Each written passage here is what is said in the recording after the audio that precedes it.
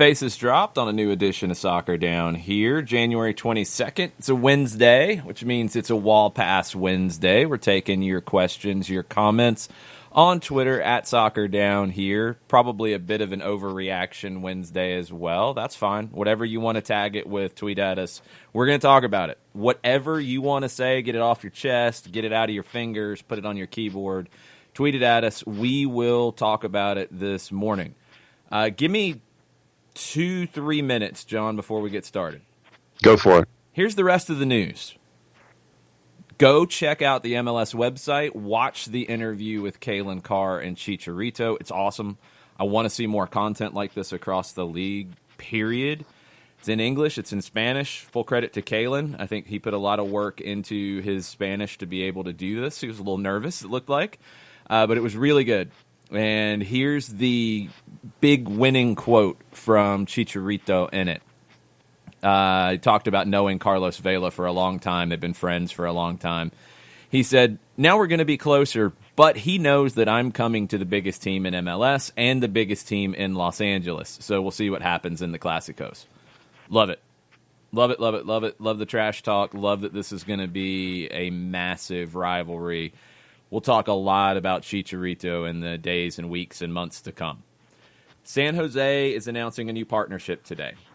Could be jersey, could be stadium, could be both. They took the Avaya signs down from the stadium, so maybe it's a dual-purpose partnership. Don't know. Be on the lookout for that. They need something on the front of that kit. This would be good. Dax McCarty had an interview over at MLSsoccer.com. Good one about how he sees Nashville will be built. He talked about the spine of the team. He talked about that starts with your goalkeeper, with your center backs, right up the spine of your team, to your midfielders and your strikers. If you can build that to be strong, then you can pick and choose the other areas of need that you need to make better. He basically said they're not coming in to make up the numbers. They're not coming in to just try to sneak into the playoffs. They're coming in to be as good as they can possibly be. Good captain. I think Dax McCarty's the perfect guy for Nashville to build around, and he'll make that spine strong in the holding midfield. Elliot Fall, general manager, Real Salt Lake, he's happy with what he has. He said, if you're able to build a solid foundation, have a core group of players that you believe in and that believe in each other, and then find the right difference makers that can help you win those games on any given day, you can compete for a championship in our league. And truthfully, I don't think we're that far from it. If that core is as strong as we saw at times last year, I think it's still just a little unproven. They have the difference makers. Albert Rusnak's a difference maker. Damir Krylak's a difference maker. Maybe they need Jefferson Savarino to step up and be more of a consistent difference maker. Maybe they need Sam Johnson to be a difference maker in scoring goals up front. They're pretty close. And they're the one that I don't really know where they're going to fall in the West just yet. I could see them being third like they were last year. I could see them being further down. It's a little tough to read at the moment. Great interview with Alan Chapman, MLS Referee of the Year over at Pro Soccer USA with Glenn Crooks. Go check that out. Interesting, his conversation about clear and obvious and how it's tough because clear and obvious can mean one thing to one person and something else to somebody else, so there's not really a clear definition of clear and obvious. That's probably something that could be used. So go check that out over at Pro Soccer USA. That's the rest of the news. The decks are clear. Let's talk Twitter. Let's talk about what people are talking about, yelling about, crying about, screaming about, having on par reactions about, having overreactions about, having lots of stuff about the Julian Gressel trade to DC United. So we'll save the broadcast announcement to the end of the show? Yeah. Yeah, I don't think anybody's really worried about that at the moment. All right. So I wanted we'll to get start with all them. the rest of the news out of the way. Now we can just talk about this the rest of the day because I'm sure that's where everybody wants to be. Accurate. Right. We'll start with Emery Russell. 3 steps. So we'll start with step number 1. My thoughts from yesterday's team announcements. First off, I'm sad to see Gressel go. He was a key figure on and off the field. Unfortunately, moves like this happen, and boy, do we get a lot in return for him. Also, we made him an offer, and he asked for a trade. What can you do? Yeah. I mean, that's something that Carlos Bocanegra said yesterday. Offer was made last January. Offer was made in the summer. And there were discussions after the season. They couldn't find a number that worked, and a trade was requested. Now, I don't think many people are picking up on that first off. I think a lot of people are still very angry with the front office, which I guess the main thing I would say is, and I want to make this clear because people have jumped to a lot of conclusions about it from a lot of people saying something like this. People being upset about this trade is completely and utterly understandable. People being sad about this trade it's completely understandable. There's nothing wrong with that. Nobody, I don't think, and if they are, I think they're being unfair about it. Nobody's saying that you shouldn't have feelings about it. What I think is too much is responding to tweets about other players coming in and trashing them individually, which I think is pretty bad. Trashing individual members of the front office, stuff like that. Because you are upset about Julian Gressel not being here, doesn't mean everything else is fine. You can do whatever you want. No, that's not it. It's okay to be upset. Anybody who tells you otherwise is wrong. But that doesn't give free rein to put everybody imaginable on blast. I mean, including me. I've been ripped by some people about stuff around this, and it's like, I have nothing to do with it. So it's tough. It's a tough situation. But at the end of the day, Julian Gressel's got to do what Julian Gressel's got to do. The team has to do what the team has to do. Sometimes those don't go in the same path. Sometimes they don't go in the same direction. And with the revelation that Julian Gressel did request the trade, there's nothing wrong with that. He's 26 years old. This is his biggest professional contract that he will sign. I don't expect him to sign a contract for more money at 30 years old when this deal's up. If he gets transferred in between and signs a new deal, maybe. I don't think that is incredibly likely, but anything can happen. This is most likely the biggest contract that he will sign in his professional career. He's got to maximize it. I think he made some of those points clear in different interviews, talking with Doug Robertson at the AJC, who had a report with him yesterday, late in the afternoon. The Athletic, Pablo Maurer, and Felipe Cardenas spoke to Julian, I believe, on his way to the airport yesterday. Yeah. Posted it this morning. So I think it's pretty clear that Julian had to make the decision to take care of his career, which meant asking for the trade now. Now, I think one other key element here that Bocanegra said yesterday, and this is quoting him, if we really wanted to, we could have had him play on his $130,000 this season, extend him a bona fide offer at the end of the season, and we'd still own his MLS rights. We're also trying to do the right thing for a guy who's given so much to the club and is really just a good kid all around. So let's play that out for a second. You could have let him play his contract out, hoped that maybe you'd find a number to re-sign, hoped that maybe he would come down from his demands. You could have said, no, we're not going to trade you. We want you to play this season. Bocanegra spoke about some of the scenarios that go along with that. Is he going to be able to give 100%? Is he going to be thinking about not getting injured? Is he going to be frustrated? There's so many different things that go into that decision. Look at DC last year and Luciano Acosta. Prime example.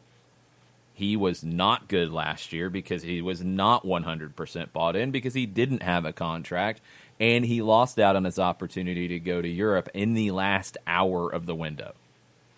Now, Gressel didn't have that element, but when you're in that final year, sometimes it can spur players on to have an even better year when they're going to be a true free agent.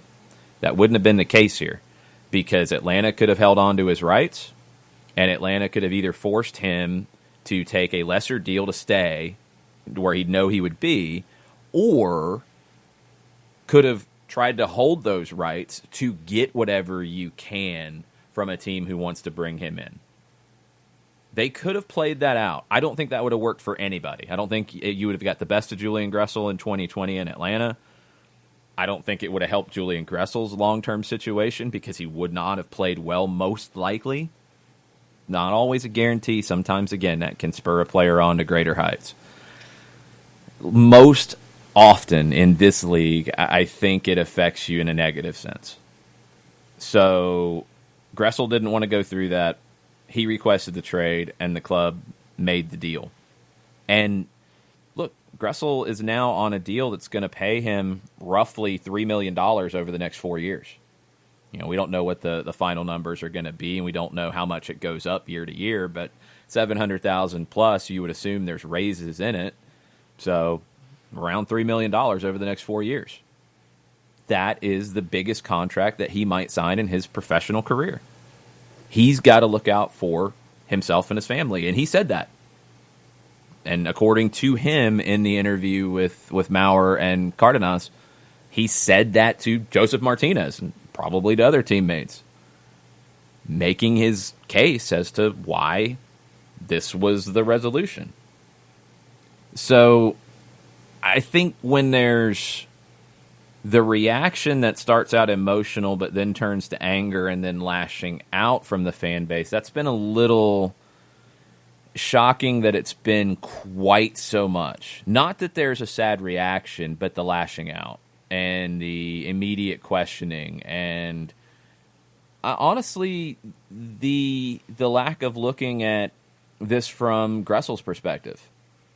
Because if he wanted a long-term deal and the team couldn't commit to it now, and they've said they didn't feel comfortable committing to it now because of the CBA, if they said, you know what, we're going to hold on to you. No, we're not going to trade you.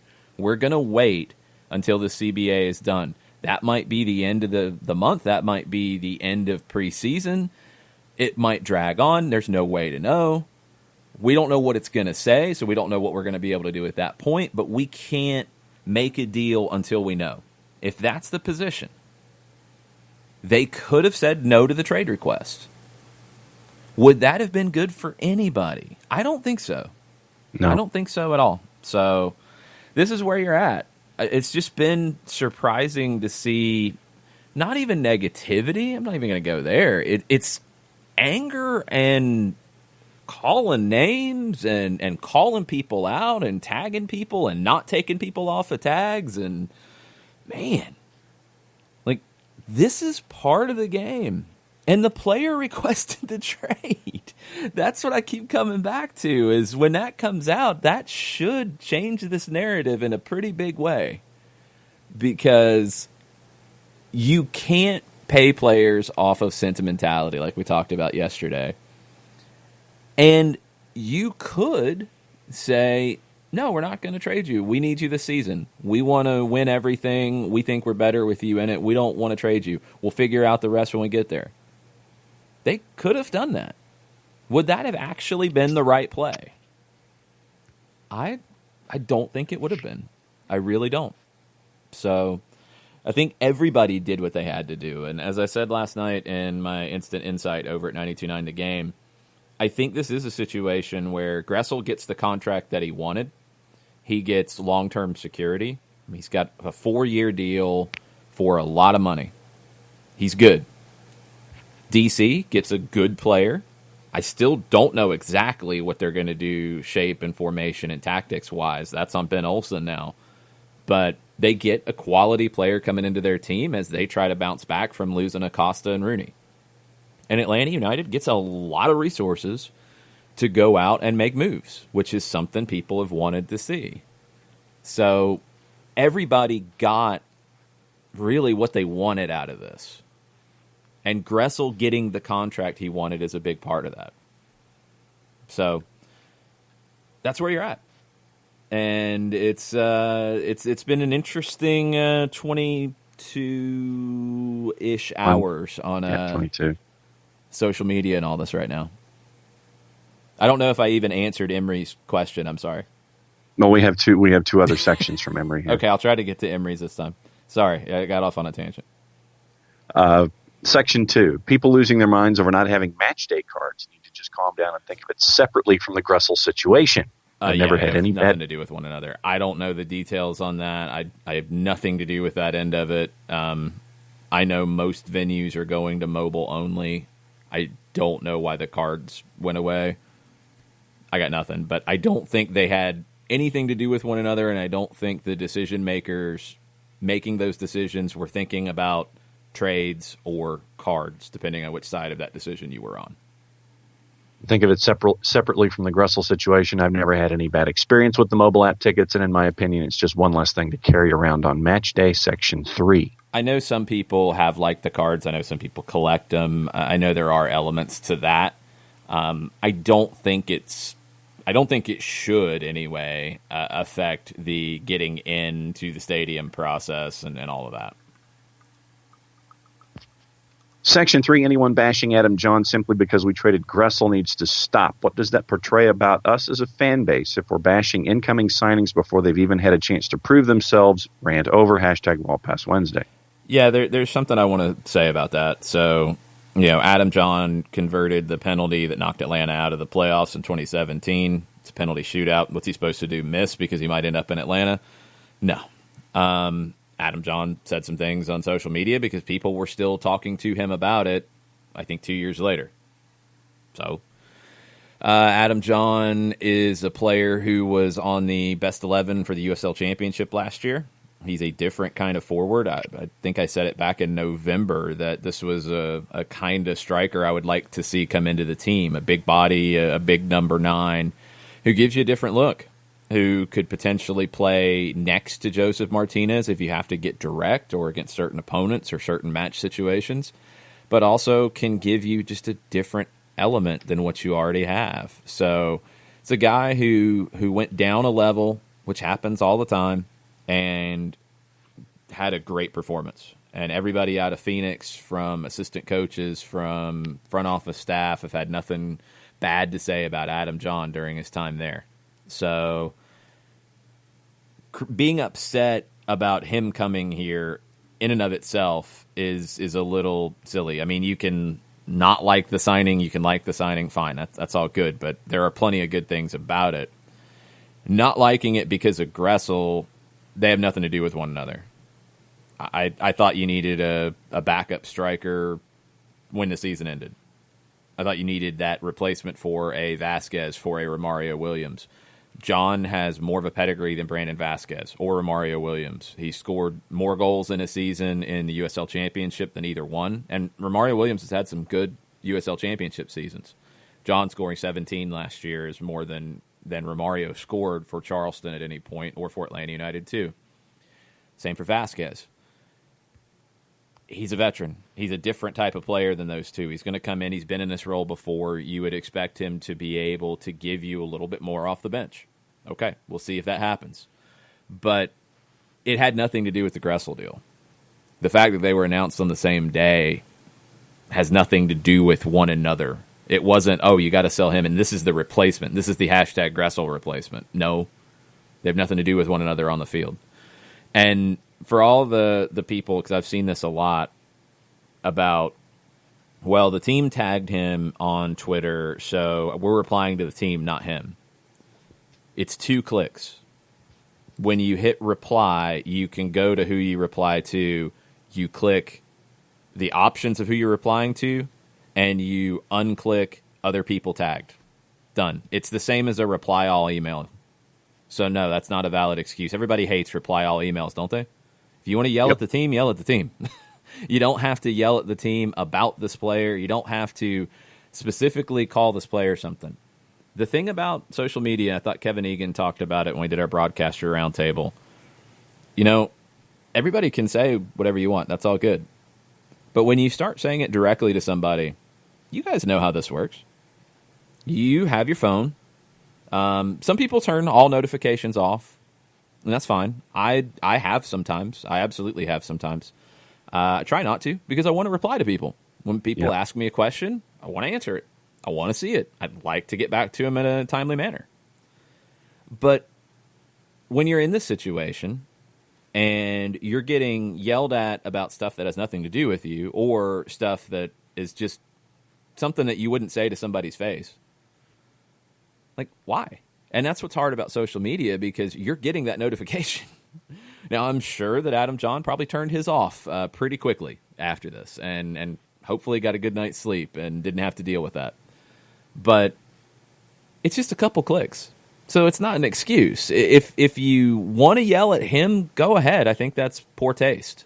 If you want to yell at the team about other things, go ahead. That's your right. But why are you including him in it? It's a couple clicks. It's not an excuse that the team tagged him. It's a couple clicks. We know how this stuff works at this point.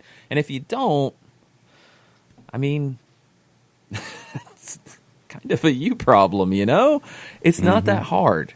And everybody does stuff out of emotion. I get it. But, man, I'm just surprised at how much emotion and how much bitterness and angriness was going on yesterday. I understand Gressel and the love for Gressel. It's hard to see him go. But that doesn't have to equal anger, bitter, burn everything down. I hope not, anyway. Katie Weaver says, let's talk about hats. Yes, I'm wearing the Soccer Down Here hat. I mailed a few out to people who ordered theirs yesterday. I've got another shipment going in a couple of hours. So if you want a hat, shoot us a message. Shoot us a direct message. I can get that out today to you. And it's they're pretty cool. They're comfortable. I like them. They're nice. Under the weather. Can you explain the Gam-Tam conundrum with the Gressel trade and how this is all Don Garber's fault? Well, no, I got yelled at about it because I don't do enough work to study things. So let me try to get this right, since I so often get things wrong. MLS posted in their rules and regulations something that I've cited and others have cited about re-signing players using TAM. I'm going to read you the rule that is on the MLSsoccer.com website under the page MLS roster rules and regulations. Here's your caveat. This isn't everything. There are other rules and regulations. There are books and things out there on this that are private, that are confidential, that is not public. Paul Tenorio's referenced it. But this is what the MLS website, which you would think would be a resource of record, let's put it that way. You would think that you could follow this. So, targeted allocation money. The whole idea was to bring in new players, and this has been one of the major criticisms of targeted allocation money by the MLSPA, who has complained about this very situation. I'm going to read you what it says. Bullet point number 2 under targeted allocation money may be used in 4 ways. Quote, clubs may re-sign an existing player provided he is earning more than the maximum salary budget charge. According to that, Atlanta United could not have used targeted allocation money to re-sign Julian Gressel. Now, there are players who have signed deals that are being bought down with targeted allocation money that appear to be guys who were not earning more than the maximum salary budget charge. Aaron Long was one. Walker Zimmerman was one. Tim Parker was one. There's a few others. I think Kellen Acosta was another one. Okay. Don't know why that's the case when this is the rule that is publicly available.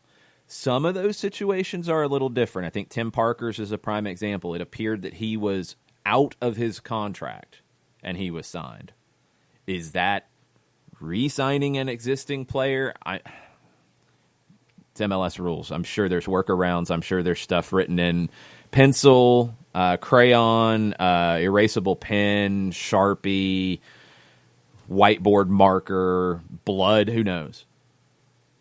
But according to what is posted, I don't think they could have done it right now. Now, they could have used GAM to re-sign him to that $700,000 a year deal. Now, the other part of it is this, and this is, I think, we're getting into semantics, yelling about rules and people not doing research and not knowing things and all that.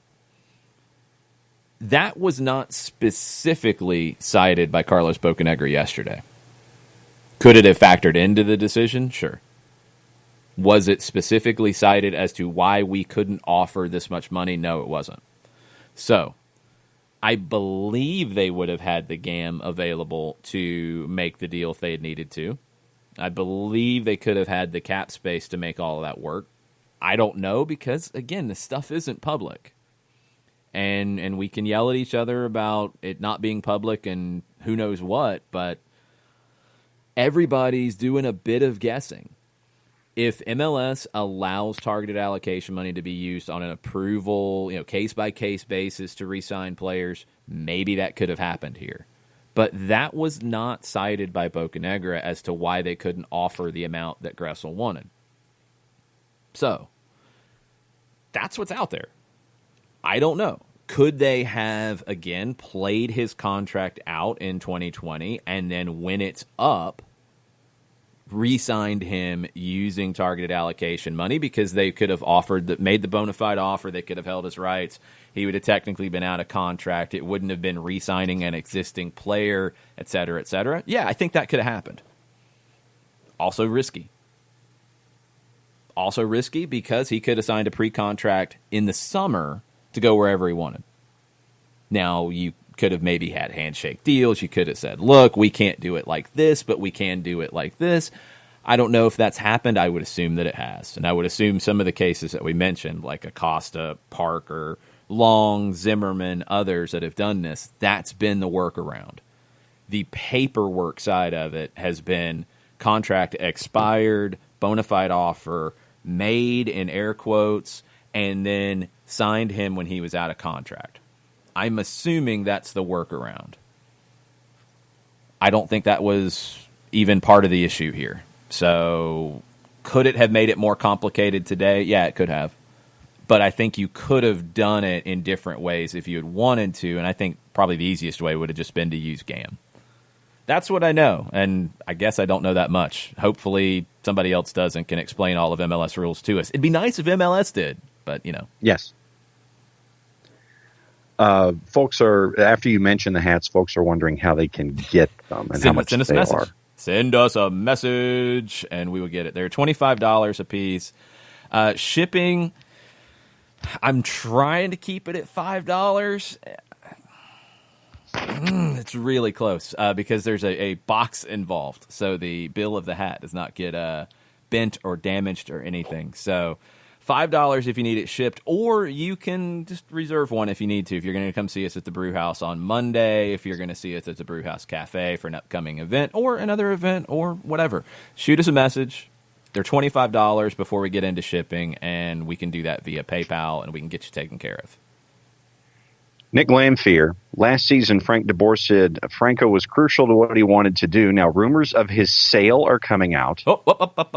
I'm going to fix something real fast. Yes. Rumors of his sale and rumors of a club being interested are two very different things. That's why I stopped. Yeah, very, very different things. Racing in Argentina is looking for a right back. Reportedly, their first choice is Leonardo Jara, who was at DC last year on loan from Boca Juniors. He's back at Boca. There's nowhere for him to play. Would Boca do the deal to send him to Racing? Don't know. But he's the first choice. It was mentioned that Escobar could be on the list. That's not imminent sale. That's not even being shopped. What the report was just that a club likes him. Yeah, that's kicking which they the should. tires. He's very good. I like him too. And, okay, so then there's one more thing to it. Last year, you didn't have a right back. Now you do in Brooks Lennon. Brooks Lennon has more games at right back than Julian Gressel did. Julian Gressel started one game at right back in a line of four. Brooks Lennon has more starts than that. So it's even a different situation in that regard. Also, Anton Walks, who started games for you at right back more than anybody else on this roster outside of Franco Escobar. So you have options now at right back that you didn't have before. Continuing Nick's questions, you addressed some of this. How likely is that to happen, and what are the odds of the club not replacing all of these crucial players we're losing in this window? #WallPassWednesday. I think the last part is the thing that a lot of people are, I guess, scared about, and I don't know why, because they consistently, from day one, have spent money, replaced players, brought in the best players available. I don't know why that would all of a sudden change. And sometimes these moves come up in different waves. As we saw in 2019 with Pitti being a done deal ahead of Almiron being a done deal. And people have been upset about that coming out too. It's like, you can't control what River Plate's president says because he's the one who said it. It's not even the rumors of Pitti coming to Atlanta. It was the president of the club that he was coming from was like, yeah, he's going to Atlanta. So, I mean, what else can you do? And it was a known fact that you were trying to move Almiron, and that was getting down to the wire. Sometimes you can't control the timing of everything. Sometimes you can't control the timing of a deal like Gressel. You can't. Sometimes you can't do that. According to Stephen Goff, they'd been talking for 10 days. Don't know how close they were to getting things done. But we go all the way back to Atlanta bringing in Brooks Lennon, a player that they had coveted before. They get the deal done. That gave them leverage. It also gave them the opportunity that if the right deal came along, that they could make it. And then when the player requests the trade, you can make that player happy and reward him for his service in a lot of ways. Because again, you could have had him play out his contract, and then who knows what happens. What if he plays out his contract and he breaks his leg? Because that's happened. And that's not good for anybody. So by going out to get Lennon, by going out to get Walks, you had that coverage. Now, Lennon's moved. Leandro Gonzalez-Perez, that was addressed yesterday too. And it was made clear that two things. LGP did not request, according to Carlos Bocanegra, to go to Tijuana specifically. But Bocanegra mentioned that there had been offers last summer and that it was made clear to the club that if there was an offer that was going to result in Leandro making more money, that they would be interested. You would have to assume that this is one of those offers, and this is why it happened. There's a lot of things that went into this happening that came together very late in this time frame. Was it planned on at the end of the match against Toronto? I don't think so. I don't think so at all. But when it comes up quickly and then it looks like it could happen, and then you start to put the pieces together, and that's where Fernando Meza comes in, and you bring him in, you're able to make these moves when you need to. Now, another thing that Bocanegra said yesterday that I think is very, very important. He mentioned that now they have resources. Now they have the ability to go out and bring somebody in. Not to say necessarily that they couldn't before, but now it's obvious you know what the trade was. So, he also said, and he mentioned an 8, a box-to-box midfielder, central midfielder, but he also said very clearly that they don't have to do that right now. He likes what he has. He likes the group that he has. We've went through the lineup. We can go through it again. Possibilities in every shape. I'm sure we'll do that on stoppage time this afternoon too with the whiteboard. We'll go through every shape and what the options are, what the backups are, what the 18 looks like. We'll do all that. But you've got cover. So would you like to go get somebody? Absolutely. You can always get better. Every team in this league can get better. That's why LAFC didn't sit on their hands after having the best regular season in league history. They tried to get better. That's what you do. So are they going to try to get better? Yeah, I don't think they've all of a sudden decided not to. Yeah, we're not going to. But they're not in that position of desperation. They don't have to overpay. They don't have to go get a player that they don't necessarily like. They don't have to go get a player that they, don't value for a long period of time, they can go get the right player. And if that happens now, it's best for everybody, obviously. I think it would be the best situation. If it happens in the summer and you get a better deal and or a better player or both, you've got the leverage, you've got the cover to do that. Because it's not about 6 months. It's not about 1 year. It's about a club in perpetuity. When you start looking at these depth charts and you start looking at lineups and rosters, you're not just looking at it in the next 6 months and in the next year. You're looking at, okay, age, contract length, projections. And no, the club doesn't make that stuff public. They don't put their valuations and their projections out there publicly because nobody would do that. But you've got all of that. And that's what you're building off of. You know, you're not building off of these players here right now and that's it. You can't operate that way because when you do, you can back yourself into a corner really fast. So it's all difficult. None of it is easy. There's no blueprint to it. You can have a club that spends all the money and finish in last. You can have a club that spends all the money and spends it in the right way and has injuries.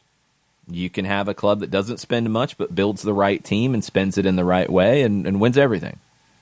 And you can have everything in between. There are no guarantees in any professional sport. It's why it's the only thing left that is drawing major ratings on television. Because you cannot predict it. It's impossible. So that's the beauty of it. And you can do everything right and still lose. And you can do things wrong and still win. It happens. So we will see what this roster ends up looking like. But no, I'm not expecting them to sit on their hands. That doesn't mean that they make a big blockbuster move either. Because I don't think they're forced into it. Nick continues with his thoughts. Yeah, as this roster, yes, as this roster currently stands, it seems to be the least talent-filled roster of our 4 seasons opening rosters, in his opinion. Is this a sign of the club's desire to become more frugal in its roster building and spending moving forward? This is something that's been going on, and I don't know why this frugal thing keeps coming up. I really don't. I don't know who started this idea. I don't know where it's coming from. There's differences here.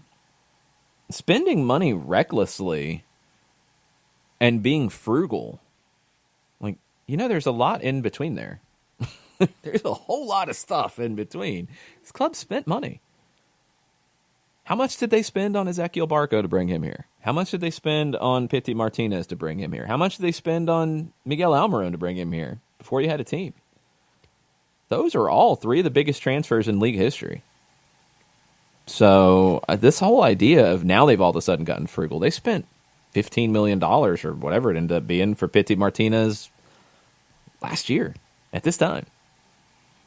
So they didn't make enough money? Everything's changed? Frugal? I just don't buy it. I really don't buy it. You don't have to just spend money to be good. And I don't think this team's not spending money anyway. But spending money doesn't necessarily make you good either. When you look at the overall level, and is this the weakest roster going in at this point over 4 years? I think it's better than the 2017 roster. I don't think it's done yet, first of all. I do think there's going to be some other moves that happen. And if Matias Villasanti is one of those, then I think we're having a very different conversation.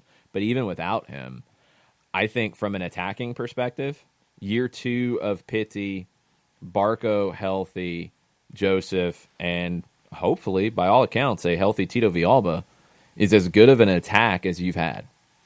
Period. And that's what the front 4 could look like. If you're playing 4-3-3 or you're playing 4-2-3-1, same stuff. That's what it could look like. Barco, Pity, Tito, Joseph. It's not too shabby. Not too shabby at all. Defensively, I think Miles Robinson is at the point of being the best center back this team's ever had. This year can be the year that cements that.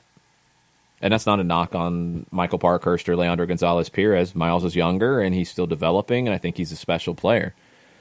On the left side, Bello, I think, can be the best left back this team has ever had. I don't know if that happens this year. We're going to find out. But he's got cover in Edgar Castillo, which is even different than last year's cover going in with Bello being covered by Mikey Ambrose, Breck Shea. I think Castillo's a better option, a more secure option there as a defender. On the right side, Franco Escobar, I'll take Franco Escobar right back over most in the league. Midfield is where I want to see, and there's where the questions are.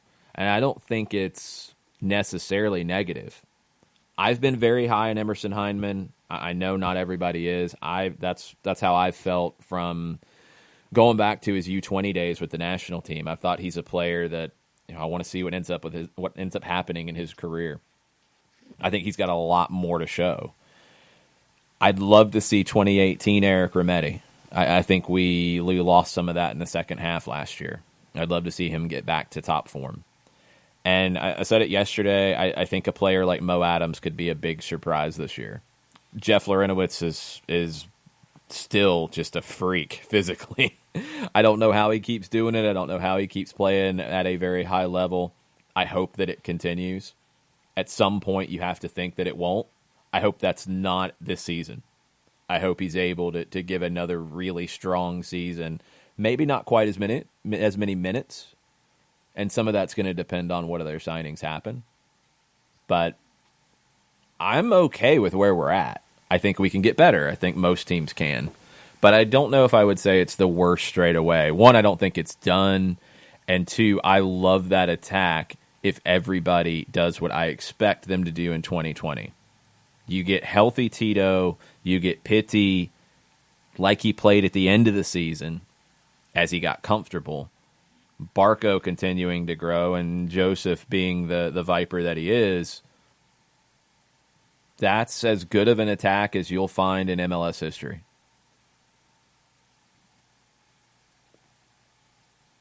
Shiva this morning. I just don't like too many changes all at once. If the club knew that Nagbe will leave, and they also knew that they may not come to an agreement with Gressel, then why sell LGP also? I understand a little change with three starters all at the same time is a bit much. They're not all related, and you can't control that necessarily. If, again, and let's go back through it. Let me respond real quick. FC Waffle said that, I guess the last tweet was talking about spending money now. You can't look at it day to day until the offseason is done, until the window is done, until all the moves are made. Just because one deal happens first and another one hasn't happened yet, or maybe it falls through, who knows? When you look at it in isolation, you're reading a chapter, you're not reading the whole story, and you're judging the whole story based off a chapter. You got to be careful about that. That's my biggest point on the spending side. This team has spent money, and I don't think they've decided to stop spending money. I think that's kind of a strange assumption to make. Just because of the order of things doesn't mean that the strategy has changed. Now let's go back to this question. You can't always control when offers come, when the right deals come. If LGP's agent said, if there's a deal that we can make more money for our client, we want to consider that. And that deal comes. And then alongside of it, Julian Gressel requests a trade, and that deal comes. You're back to the same question we talked about with Gressel. Now LGP reportedly had another option on his deal. So this wasn't the last year of his deal. But if he wanted to make more money and he was open to moving, that's where you're at. If Gressel requested a trade because he wanted more money and that trade offer comes and it's a good one, that's where you're at. You can't control when other people make those offers. And we go back to what we talked about yesterday. That's why you create as much leverage as possible, because then you can make those moves. How many times have we seen teams in this league not take offers? Go ask Taylor Twellman about that, by the way. Taylor Twellman had offers to go to, I think it was Preston North End. It could have been Derby. And the Revolution said no. because they couldn't afford to lose him. And he never got that opportunity to play in England. In this case, Atlanta United has built a roster that has a lot of flexibility, a lot of versatility, and they could make these moves if needed. These moves came up. They're good moves as far as we know. We don't know the terms of the LGP deal. I don't know if we'll ever get exactly how that went down with Meza ending up in Tijuana and then how that went down. I think because of all that, it ended up being a really good deal from a cap perspective for Atlanta United. Maybe that's what swung it. This is a good deal. If you're going to be able to get $1 million, because by all accounts, $250,000 in TAM is on soft targets for Gressel to hit. $1 million, pretty good deal. It's hard to say no to that because of what it can allow you to do. And that's the bigger point. You're not stocking up TAM to do nothing with it. It expires. Like, this isn't even bringing in the transfer fee on Miguel Almiron, which is cash. You don't have to spend cash that way. You can do it different things with it. This is targeted allocation money. This is, you got to spend it or you got to use it. Period. It expires. So you're not going to stockpile it and then do nothing with it. There's no logic in that. So that's not even they're not going to spend money. They have to do something with this TAM. Last time I checked, I can't take TAM to the bank and go, open a CD. I can't get my 401k boosted with my TAM. 401 TAM? No, I can't do any of it. It's TAM. It's paper money. You got to use it because it expires, so they're going to use it. That's just where it's at. I don't know what else to say. Then Nick says the front office, though, seems to be talking out of both sides of its mouth. One second, they say they want to have a full offseason with continuity to be prepared for CONCACAF Champions League. Then they move some very big pieces of the roster while not having immediate replacements. Which is it? Where is a spot that you don't have an immediate replacement? That's what I keep coming back to. What are the LGP deal, you brought in the immediate replacement. That was part of the deal. Gressel, Brooks Lennon, Anton Walks. You have options on the right side. You brought in replacements. Now, you can judge the replacements however you want. Brooks Lennon was called into the U.S. men's national team for this camp. He's not a player who hasn't proven himself, period. So, if you don't like the replacement, that's a different conversation. That move happened. Central midfield, I think it's why you went out and got Emerson Hyndman, because you knew that Darlington Nagbe probably was going to go. You made another offer in the summer. He said no. He wanted to go back to Columbus. You brought in Emerson Hyndman. Is he a direct replacement? It's not the same player because I don't think there is one out there. But is he a replacement? Yeah, I think he is. Can you still replace more? Yeah, the team's talked about it. You can't always have the replacement in before you make the move, but I think Atlanta's done a pretty good job of doing that. I think they have. And wherever you want to play Gressel, if you want to play him as a wingback, you've got Lennon. You're not going to play him as a right back because you didn't feel comfortable doing it last year, but if you want to consider him in that position, you've got Lennon, you've got Walks. Meza can even play on the right side if you want to do something else in the middle. You want to consider him as a winger in a 4-3-3, you've got Tito Villalba. And Lennon could play there too if you wanted to. If you want to play him centrally as an 8, Emerson Hyndman. So you had the cover. That's what I keep coming back to with the replacement or leverage side. You did as best as you possibly could to be prepared to make these moves. And I agree. In a perfect world, you would have everybody day one of training camp. And Frank DeBoer said this day one of training camp. In a perfect world, you're ready to go day one. Go find me teams in any league in the world who their day one roster is what they start the season with. Any league. It's very, very rare. And at this kind of level, It's borderline impossible because this is the time of year when teams are active and looking to make moves. You've got to be in a position to make those moves.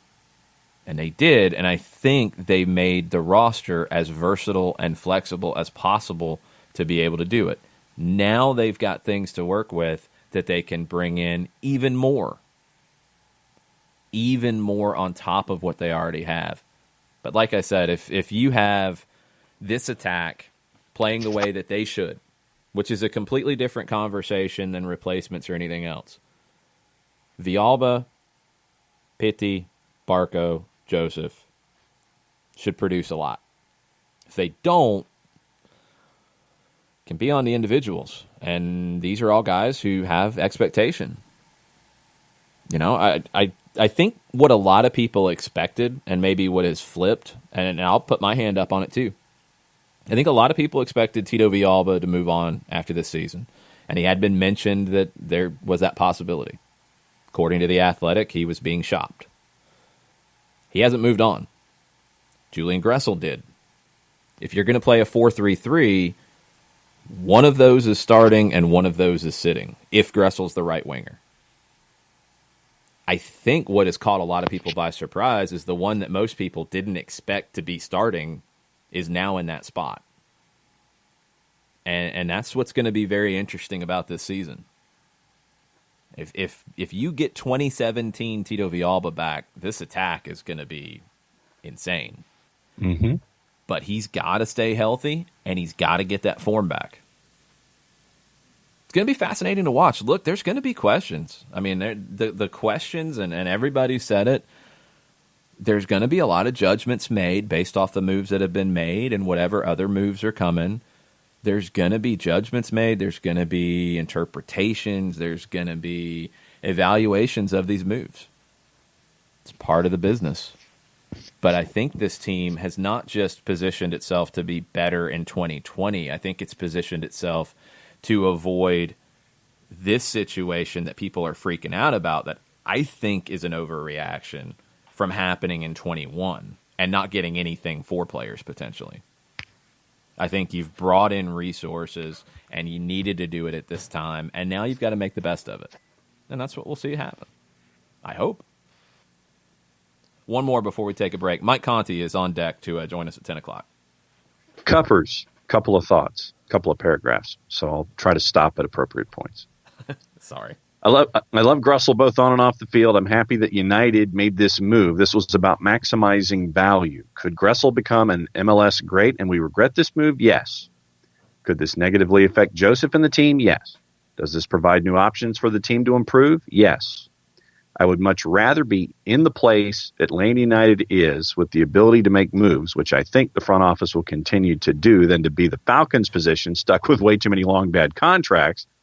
Moving on at the right time or early is the best way to win in a cap league. I may be looking at this wrong, but with not paying $700,000 to Gressel and getting $1 million in allocation money that could be 2 TAM level players, hashtag on par reaction Wednesday. Yeah, I mean, when you look at the money and length of the deal that's been reported in D.C., that's going to take Gressel up to 30 years old. I think there is an expectation and a safe assumption that whatever player that comes in with the resources from the Gressel trade is going to be younger and is going to be younger at the end of that deal, and potentially another player who could bring in more resources to keep that train rolling. It's part of the business.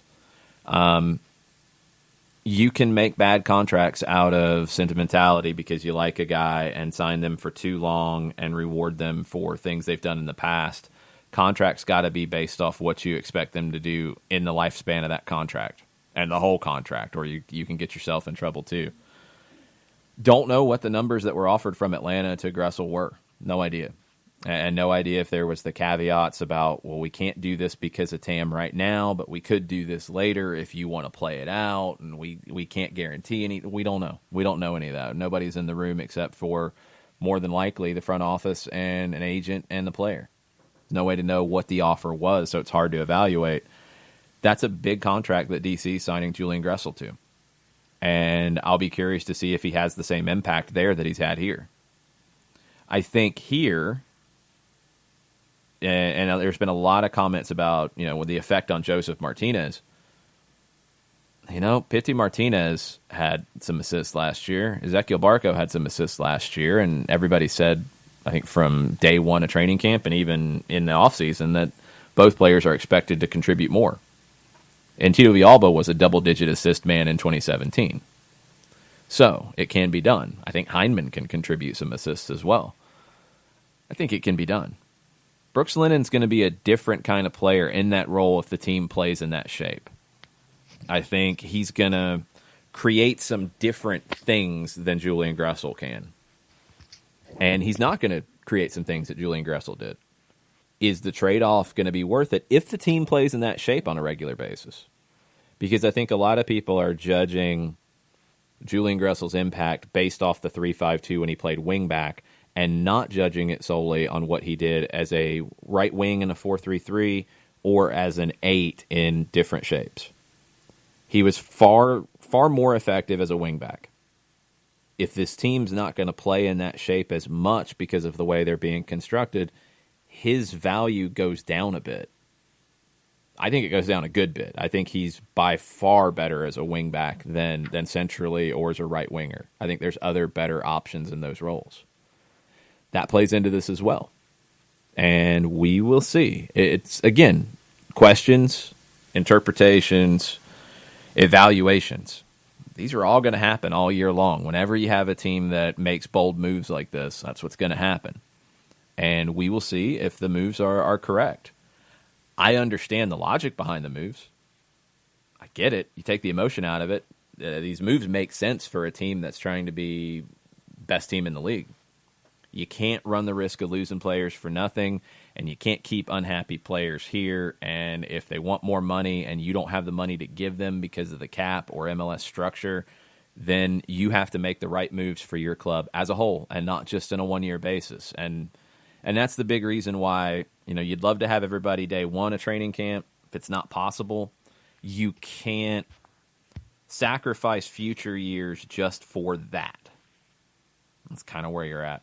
Let's take a quick break. We'll get Mike Conti on the line right after this. Looking for future leaders we can trust and believe in? Look no further than the high school student athletes right here in Georgia. High school sports teach young people how to be effective leaders. It begins by making their grades and being on time for practice. It includes learning to listen, following directions, accepting responsibility, being a good role model. And it's about respect for officials, opponents, the rules, and each other. The result? It transcends sports.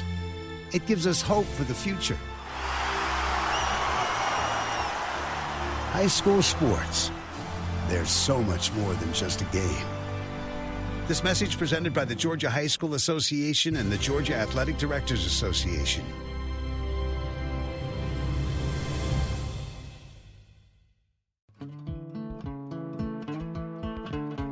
Today's show is presented by Appolinsky & Associates, personal injury lawyers with over 30 years of experience, supporters of Atlanta United, Faction, and Inter-Atlanta Youth Football Club. If you've been hurt in a wreck, contact Steve today at steve@aa-legal.com or call in 24/7 at 404-377-9191. The initial consultation is free. We know that every driver is different, and a one-size policy does not fit all. That's why Country Financial offers a variety of discounts, so you get the coverage you need and the savings you deserve. From good driver to good student, multi-policy to multi-car, we've got a discount to suit every driver. Call Jason Wright at 678-568-6871 today to see what you could save. On Facebook at Jason Wright Agency or by phone at 678-568-6871. Discounts vary by state. Policies issued by Country Mutual Insurance Company, Country Preferred Insurance Company, or Country Casualty Insurance Company, Bloomington, Illinois. You're listening to Soccer Down Here daily on SDH Networks, a division of OSG Sports. Find us at Soccer Down Here on Facebook and Twitter. The time is now the top of the hour. Peep, y'all. Welcome back. Hour number 2. Brought in some reinforcements. Hello, Mike. Let's do this. Do you have your flame retardant suit on? Yeah, I mean, I don't know why it's needed, but it's apparently needed. So well, let me zip up here and let's jump into the fire. All right. Oh wow! So you're just gonna have me go through the timeline. Chippy We've got John. enough timeline. I mean, we could be here all day John. otherwise.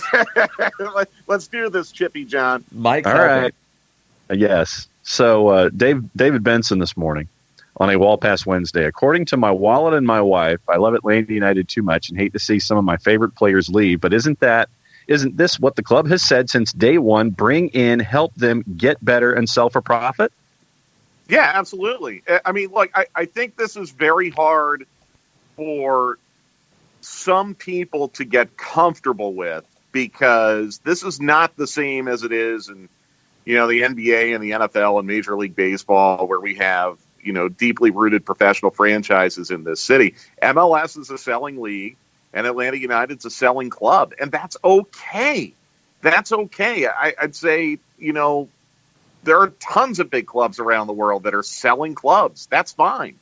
And yeah, I mean, look, Gressel is an extremely popular player, and I'm bummed out for the fans who are really, really sad about this because I know how that feels. And Julian did a great job of building his personal brand to be not only a great player on the pitch, but someone who would interact with fans, would be out in the community. He did a great job with all that. He made the fans love him, and that's why he got the deal he got at DC. But Atlanta United just got up to $1.1 million for Julian Gressel. That's a great deal for the club. That's a great accomplishment for this club. They got $1.1 million for someone they got out of the super draft. So, yeah, I mean, it hurts, and he's someone that a lot of people love. And I'm going to miss him. I'm going to miss Screaming Gresselmania and all that. I mean, I loved all that. And Julian's been great to us. He's been extremely accessible. I tweeted yesterday about how he did stoppage time with us 24 hours after they all allegedly went to Magic City. I'm sure there's a million places he would have rather been than with us, but he spent it with us. So Julian's a great guy. I wish him nothing but the best. But the reality is Atlanta United's a selling club. They just sold a guy they took out of the super draft for $1.1 million. We should be tipping our caps to the front office right now. That's an outstanding move by them. For someone who, by the way, requested a trade.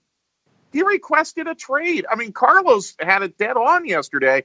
They could have let him play this season. They could have made him a bona fide offer at the end of this season, and they could have gotten to the point where Atlanta United could have prevented Julian Gressel from playing anywhere else in this league next year, but they wanted to do right by the player.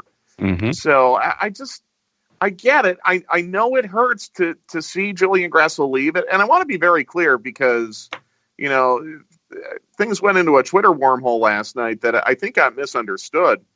It is totally fine for fans to be sad and upset and vent their frustrations about a player like Julian Gressel leaving. That's totally fine.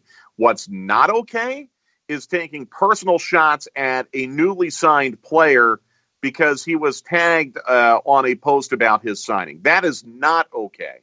And it's two completely different things. It is absolutely fine for fans to voice their frustrations. I don't understand how you could profess to be a fan of the club and then go out and demean one of its players. I don't understand that. And I know some people have been trying to mansplain that to me on Twitter. I do not understand how that is possible. And that's what really bothered me about what happened last night. And I'm sure we can get more into it if you want. But let's not conflate the two issues here. I think it's great that there are people passionate about Julian Gressel's departure. That's great. That shows you care. That's fine. Shows you care about Julian. But that does not make it right to take out your frustrations on a guy who plays a completely different position, who will make a completely different salary because the club chose to announce his signing last night. That is not okay, in my opinion. Alex has come back in this morning. He's been very busy. Cuppers has been in the timeline a lot, and he wants to know how does traded allocation money work? Does it expire, or is it just, for example, it's game and you have this $1 million and you could use it all this year, 2 years at 500, 4 years at 250, et cetera. I know it can go into buying multiple players down, just as an example. So I guess all it's of it expires at some point. Yeah, all of it has an expiration date now, and this gets back to the confusing part of it: is you don't know exactly what kinds of allocation money have which expiration dates, and you don't know which buckets. You don't know if this was money that was brought forward because it wasn't spent by DC last year. You don't know if it's new TAM. There's no way to know. Right. So the most important thing is all of it has a date. I think even GAM, if I'm not mistaken, and I guess I need to do the research because I don't know much. I don't know if that has an expiration date, but I believe it does too. It's not like cash, where in other leagues you can sell a player, you sit on that cash, you can wait for the right move. Allocation money has a sell-by date, so you've got to use it fairly soon and make moves with it. Yeah, and I think that's important because I want to address some misinformation that was out there on Twitter yesterday during the Bocanegra conference call when some people were tweeting, well, Atlanta United, it looks like they're going to do what the Braves do, where they're going to just accumulate all this money and sit on it and not spend it. They can't do that for an indefinite period of time. They cannot do that. So that's not what is happening here. That is not what is happening. They're not accumulating all this money to not spend it. They have to spend it in a finite period of time. As Jason said, though, we don't know exactly when it expires and when it's still able to be spent. But I want to clarify that misinformation because I saw a lot of that on Twitter in my timeline last night, and that is not true. Yeah, it's not cash. It's not money coming in that they can sit on or take to a party. It's allocation money that has to be spent or used, and you can trade it. I mean, that's the other thing is it's got to be used in some form. Talked about this with Philadelphia, who made the big trade for David Accam.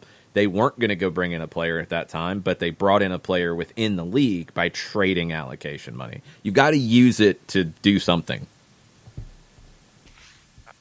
Lieutenant Dave comes in this morning. Mike, with all the departures this window, which are understandable, albeit sad, how do we make up the talent deficit? You can't say we're a better team as things stand now than we were even a month ago. The front office has goodwill built up, but they're spending that capital too fast. Well, I don't think they're done. I mean, why are we making this assumption that they're done? 2 years ago, Ezequiel Barco didn't come into training camp until the final week of training camp, or at least the final week before they went up and played Nashville. So, absolutely. If you look at the departures versus the additions, Atlanta United has lost more than they have gained in this offseason.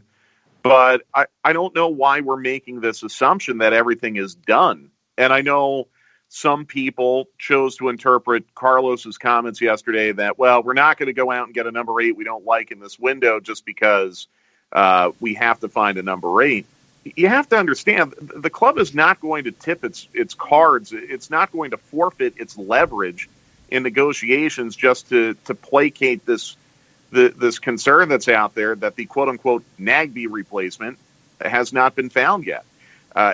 Atlanta United's front office needs to maintain its position of strength. So don't think for a second that Carlos's words yesterday were not chosen extremely carefully. He's basically sending the message that you're not going to be able to take advantage of our club because we have a need at this position. So they have a want at that position, and you'd love to get better in that position. But you also have players on your roster currently that can play that position and have played it very well. Mm-hmm. You don't have to make a bad deal right now. And that's a great spot to be in. Yeah. Tafka has come in this morning and says the fact that Gressel could not be bought down with TAM is a drastic recalculation for me as to why he needed to be sold. The club is forgiven. My wrath and anger are now directed at the league for the insanity of this limitation on TAM. Yeah. let me try to clarify everything for a second, because this is the most complicated element of it, and there are no clear-cut answers. I read you what the public MLS roster rules and regulations were in the first hour. There are players who have signed new contracts using TAM to buy it down who were not above that threshold previously. But what's unclear is, does MLS approve them on a case-by-case basis? Do you have to let the contract play all the way out and then re-sign them to a new contract using TAM? I don't think there was a way, unless it is a situation where MLS just makes exceptions to the rule, which is always possible. It's MLS. It's always possible that happens. But according to the rules that are public, they could not have done it right now using TAM. Could they have done it at the end of the season? Possibly. We don't know, and we're not going to know. But I don't believe, unless you're being allowed an exception to do it, that they could have done it using TAM. At a minimum, it's a complication. You could have used GAM. There were other ways you could have re-signed him to a new deal if you wanted to, but at a minimum, it is a complication that you're not supposed to or allowed to, or you have to beg for forgiveness to, use TAM in this situation on Julian Gressel. Unite, Chop, Rise. I think that, Jason, did you do this one in hour number one? It seems like the club has been sitting on a decent amount of money. No. Okay. Unite, Chop, Rise comes in. It seems like the club has been sitting on a decent amount of money. Leftover Miggy, Nagby trade, LGP, and now Julian. While the squad is good, I do think it's not complete. This team has shown we upgrade always, but how do you upgrade now? Well, I mean, I think you can still find someone somewhere in the world that can upgrade in a position of need. I'll just go back to the Arzamendia and Villasanti names, because those are the two that we've heard the most. Why are we assuming that is over?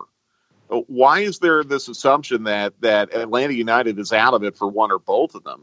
And those are just two off the tip of my tongue. I mean, I think there are players all over the globe that you could go and find right now and help you upgrade. I strongly believe that this team is not just sitting on money for the sake of not being willing to spend, and they're just going to put all this in the vault. It's like the Scrooge McDuck gif where he's just kind of, or the Cartman gif where he's just kind of swimming around in the dollars, and there's not going to do anything with it. Yeah, because those dollars disappear.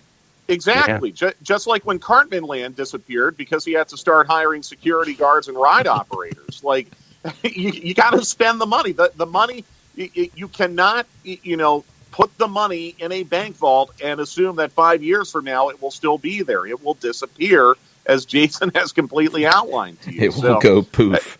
Go back through those scenarios that resources came in, and let's try to go back through those real quick. It started with Almiron transfer. Right. So give me a second. That money went to Pity Martinez. I mean, the salary part, the salary cap part, look, I don't know all the differences between the two deals, but you sold a designated player, you brought in another one. That one is what it is.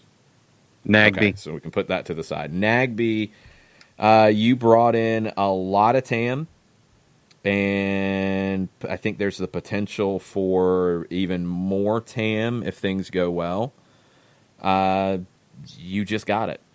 Okay, so you're sitting on 900,000 with more that you might get. I would assume if certain thresholds are hit, you'd get that for next year. All right, LGP. We don't know. We have no idea to know what's up with LGP's deal. I think one is to assume that LGP and Meza are pretty much a neutral transaction. It's hard to say. I mean, and this is the part that's just unknown. I mean, valuations are a little different between the two. You would expect LGP would get a little bit more than you would have to pay for Meza, and that could be the case. This is a tricky one because it's not a designated player sale, and then you're going to use that money to go get another designated player, and this is another area where MLS rules and things are weird. there's not a guarantee that you got $750,000 in GAM because you made a certain amount of money, or $500,000 or $250 or $100. There's no way to know. So that one, people are jumping to assumptions on that there's no way to verify. There's no way to know. And then Gressel was the last mention. And you just got that. So what you know right now is that you've brought in $1.55 million in TAM for 2020, on top of what other allocations are out there. Now, again, you have guys that are going to use TAM this year that are already on your books. Brad Kazan has been on a TAM deal from day one. You converted Tito Villalba to a TAM deal. It could have been a GAM deal, but let's assume that these are all TAM. Those are two guys who are above that threshold that you're going to use TAM on. The Fernando Meza signing was reported as a deal that will use TAM. Don't know how much. But the club said it some. was TAM. I mean, that's not reported. That's confirmed by the club. Yeah, that one's. I probably used the wrong word. That one is there. It's going to be TAM. Emerson Heineman, by all reported accounts, is going to be TAM. I don't think that was in the club press release that it was TAM, which means maybe it's GAM. Who knows? There's been speculation that it is several $100,000 more than the, I think, 360 he was on the books for last year. So that gets you above that threshold, but we don't know by how much. So there's a potential for use of TAM there. Miles Robinson is one that has had a lot of speculation, his new contract. It was not mentioned in the press release anything about TAM or GAM, but the speculation is that the contract would be above that level. Again, there's no way to know until this is published. So there's a lot of unknowns, but I wouldn't expect that Robinson, if he needed some of it, Heineman, if he needed some of it, Meza, if he needed some of it, would take up all of the 1.55 that's in your coffers now from those two deals, Nagbe and Gressel. We don't know about anything else. LGP would be GAM, not TAM. TAM would not factor into it. It would only be GAM if there is any.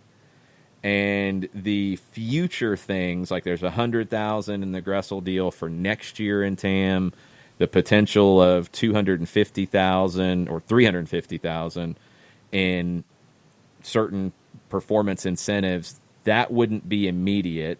And there's the same of that in the Nagbe deal. That wouldn't be immediate. So you can't put those in the coffers just yet. That's why all this is complicated, because there's so much unknown. It appears that you have a good bit of TAM that you can use to make future moves. But, as Bocanegra said, you're not in a position where you have to take bad deals. You've got cover, and if you wait till the summer, you wait till the summer to get the best deal possible. Michael Ruiz has hopped in this morning. He says, everyone wins in the Gressel trade, Mike. He gets paid. DCU gets a great player. We get the max value we could have at any point in his career. All sides win. Win, win, win. No lies detected. Absolutely. I mean, DC United gets a really good player who's going to help them, I think, in a number of different ways on and off the pitch. And it's great for Julian. I'm glad to see that he is maximizing his value and getting paid what he feels he deserves. For Atlanta United, you get up to $1.1 million for someone that you got for nothing. It's good all around. I mean, it's going to be jarring to see him in a DC kit. It's going to be very difficult to see him play against Atlanta United on July the 4th and October the 4th. But I think, a lot of fans had the same feeling about the Yamil Assad transaction a couple of years ago. And I hope it works out better for Julian than it worked for Yamil Assad. But life does go on. And it's okay to root for Julian to have success at DC in every other match than when they play Atlanta United. But Michael is spot on. I mean, this is something that DC fans should be very, very pleased with. And I think Atlanta United fans will probably end up being pleased with once the shock of this fades away. And it is okay. Again, it's totally fine to be surprised and not understand and be frustrated because he is such a popular player. But I think once the emotion is taken out of it, and that's something that Carlos said yesterday, it's hard to run a team because you have to take emotion out of the equation. When you take emotion out of this equation, it's a good deal for everyone, especially Atlanta United. Yeah, it's a tough one. When I look at it from the Julian Gressel perspective, I do believe this will be the biggest contract that he'll sign in his career. He's 26, and I think maybe that gets forgotten a little bit because he came in just a little bit older coming out of college. So, the article that Pablo Maurer and Felipe Cardenas had at The Athletic this morning with quotes from Gressel as he talked to them on his way to the airport, he talked about a conversation with Joseph Martinez. He said that was the most difficult conversation he had in the morning as he was saying his goodbyes to the squad. And he said this. I tried to explain it to him and explain my point of view on it as well, but our connection has always been good. He knows that I'm kind of looking out a bit for myself and my family, and he knows that he does the same for himself and his family, and that's normal. It is normal. That's the life of a professional athlete. You only have so many years, and when you get to 26 and you have maximized your value in this league, it's time to get paid. And he has to get as much money as he can here because there are no guarantees.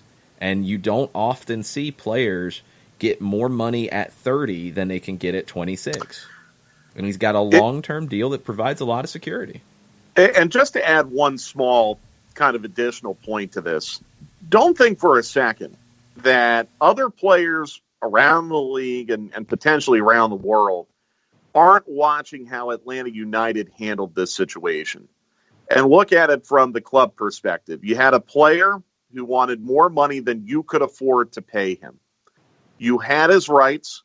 You had the ability to make him play on a number that he did not agree with this year and then hold his rights and potentially put him in a position where he would have to hold out all of next year or whatever.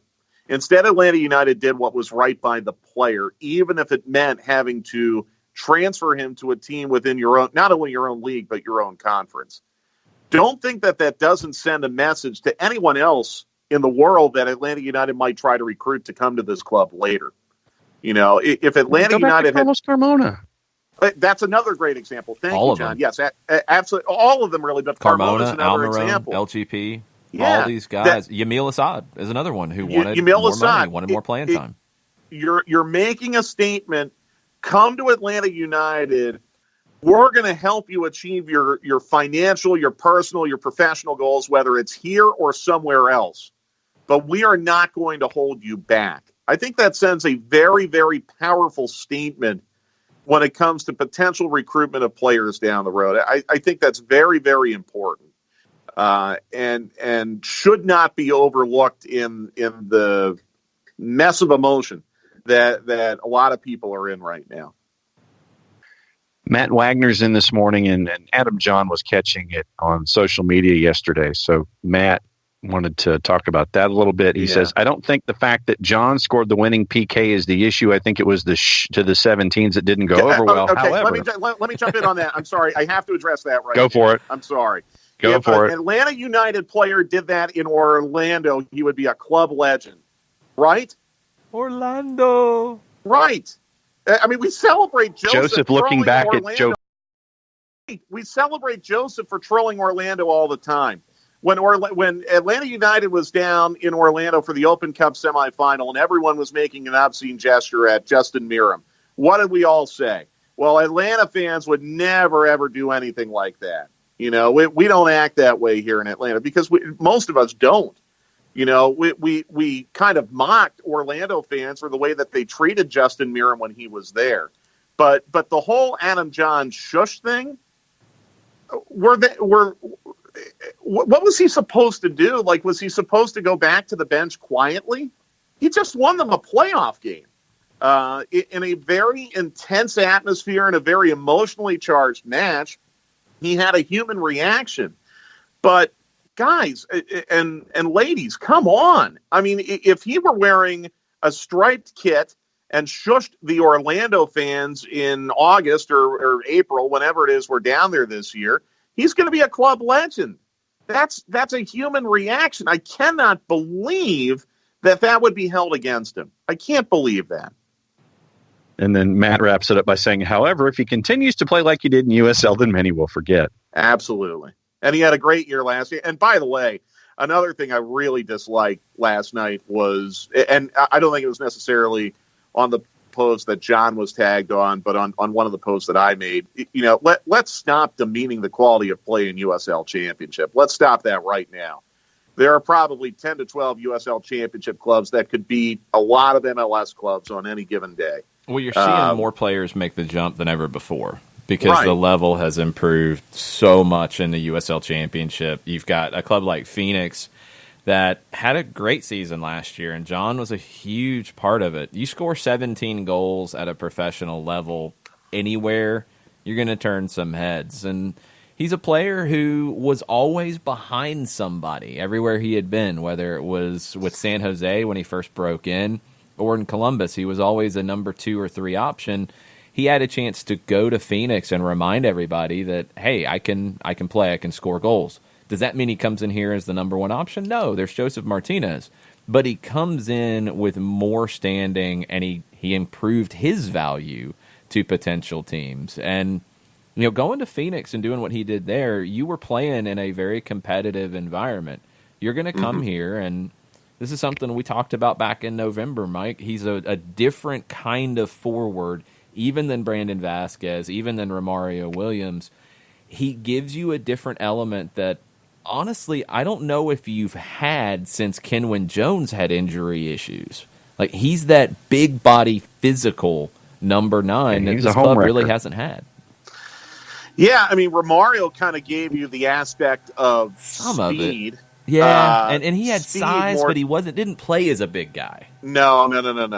He had height, but he did not have the same kind of build as an Adam John. Physicality, the ball, yeah. Yeah, and for those of you, well, not those of you, for the people on Twitter last night who were saying, well, we let Brandon Vasquez go for this guy. Brandon Vasquez was selected in the expansion draft. There was absolutely nothing you could do about that. You could have protected him, I guess, but then you ran the risk of leaving someone else unprotected, and then we could be having a completely different discussion about how another valuable player was left unprotected and he was taken. So there's very little you can do about that. Adam John is going to fill some needs for this team, and he'll probably play, but this was not. There was no correlation between the departure of Julian Gressel and the addition of Adam John yesterday, and I think most people get that.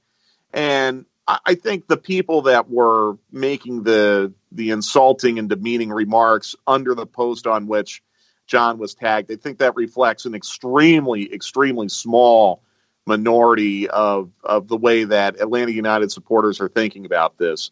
But I think it's totally incorrect and unfair to Adam John to react in the way that a very small group of people reacted last night because Julian Gressel's gone. He had nothing to do with that. And then Ricky Ricardo on the John sighting, he says, I truly hope people aren't hating on the John signing. I love that we finally addressed a backup striker and get a new dynamic behind Joseph. I didn't like the timing of the announcement, although that could be because of when they finished his deal. But I think the front office knew that the fan base would react some kind of way, so I hope that's where most of the frustration is coming from. Yeah, and look, I mean, maybe you could have announced it this morning and signed him last night. I don't know. I mean, hindsight is always 20/20. I think, again, what we have learned in the last 4 years is that this front office knows what it's doing, and that they consider these types of things very, very carefully. And I agree with Ricky. I think, again, the vast majority of Atlanta United supporters understand the way this all works and that Adam John is going to be a very helpful player for this club, hopefully. I think we all need to take a deep breath because, believe me, I've been tagged on posts where nasty things are said about me. And it hurts. It hurts when you open up your mentions and you see that. And you can say, well, you're a professional. Adam John's a professional athlete. He should come to expect it. Yeah, it comes with the territory. Sadly, yeah. You should expect it, which is sad. You shouldn't have to. Exactly. You shouldn't have to. And it doesn't make it hurt any less. And I hope that that's not Adam John's first impression of what it's going to be like to play for Atlanta United, because it doesn't accurately depict the way that this fan base treats members of its club. And I know some people are parsing a tweet I had last night about being a true fan. I think true fans support every member of their club pretty much unconditionally. And it is okay, again, to be a fan and not be happy with the departure of a popular player, but I don't think it's okay to take that out on a newly acquired player. I just don't think that's fair at all. And for the people mansplaining to me that, well, that's what happens when you're tagged on a tweet. You can very easily untag. If you don't know how that works, do me a favor. Go up to that little bird icon on your Twitter desktop right now, click it, and then go to help. And take the tutorial on how to untag someone in a response. It takes 2 clicks. I don't for a second buy the excuse that, well, I didn't know that I was tagging him in the tweet. I don't buy that excuse for a second. And if that is your excuse, please take a tutorial on how to use Twitter. Nobody likes the reply all email. We don't like the reply all tweet. Just exactly. If it doesn't have to do with somebody, take them off the tweet. It's all good. Yeah. All right, Mike, you've given us enough of your time this morning. You've got plenty to do, and we've got plenty to do later today. Yeah, we do. I'm sure no shortage of questions at 2 o'clock on stoppage time on the 92.9 The Game Facebook page, and we'll take them all. And real quick, Jason, I think you deserve a lot of credit, and I hope that a lot of people have checked out your instant insight on the Off the Woodwork podcast at 929thegame.com. I think Jason has done a brilliant job of addressing this notion that Atlanta United chose to pay Hyndman over Gressel. And I know you've probably gone through it on SDH today, but I think you deserve a lot of credit for helping to clarify a lot of misinformation that is out there, and you as well, John. And I'm really, really very proud to be working with both of you, because there's a lot of confusion about what's going on right now and a lot of misinformation. And I'm so thrilled that there are people like you guys out there that are putting the facts out and helping to clarify. And we're all in this together as fans and media and broadcasters and whatever. I think any of you that listen to us on the radio know where our heart is with Atlanta United. We live and die with this team. But I think, as is the case with anything, you've just got to be a little bit patient and wait until you get all the facts before reacting in any kind of rash way. So a credit to you, John, and you, Jason, for getting the facts out there. It's all just trying to be the best lighthouse we can, Mike. Yeah, we're all trying to figure it out, and not all of it is obvious. So the misinformation is one of the number one things that we try to at least give you everything we know and give you our take on it. And we're not always right, especially when it comes to opinion. But in this kind of stuff, even then, it's not all necessarily public. And we try to make those points clear, too, when it is, because it's easy to go down a tangent of this person said this and this person said this and they signed this player over my favorite. Now I'm angry. And it's not usually how it works. Right. But no, thanks again for everything, Mike. It's very humbling to hear that. Well, no, I mean it. And Jason, I'll see you at 2 o'clock, and I hope we'll see a lot of you listeners as well at 2 o'clock on the 92.9 The Game Facebook page. Get the whiteboard ready, because we're going to go through every position and shape eraser of what things look like right now. Sounds good, guys. Take care. See ya. Be good. All right. We're going to take a quick break, reset. We will finish off the Twitter timeline in just a minute. A ranger station. I'd like to report a bear hug. Okay. I put out my campfire and Smokey Bear hugged me. So you drowned the fire, you stirred it, drowned it again, and felt that it was cold? Uh-huh. Yep, he's just letting you know you did good. Bear hug from Smokey Bear. Status update. I'm gonna let you go now. There are many ways to start a fire, but one sure way to put it out. Learn how you can do your part at SmokeyBear.com. Sponsored by the U.S. Forest Service, Ad Council, and your state forester. As a business owner, you know that every year brings new challenges and opportunities. The success of your business demands expertise and focus. And Country Financial can help you keep that focus by helping ensure you have the right insurance protection in place to meet your goals. Jason Wright can help you create a customized insurance plan that has coverages designed just for your business. Give Jason a call at 678-568-6871 or reach him on Facebook at Jason Wright Agency. Coverages vary by state. Policies issued by Country Mutual Insurance Company, Bloomington, Illinois. This is what matters. This is beyond X's and O's. This is the difference mutual respect makes. This is what character looks like. This is what defines us in Georgia. This is sportsmanship. School sports. It's not the outcome that matters most, but the way the games are played. This message presented by the Georgia High School Association and the Georgia Athletic Directors Association.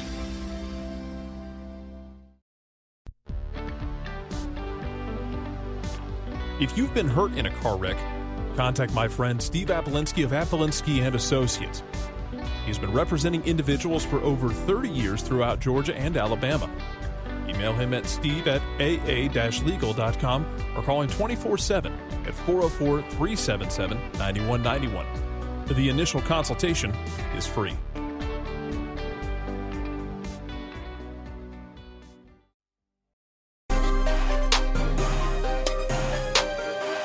Welcome back. Soccer Down here. We've got some more time. We've probably got some more tweets. Let's keep going on the Julian Gressel to DC Twitter train right about now.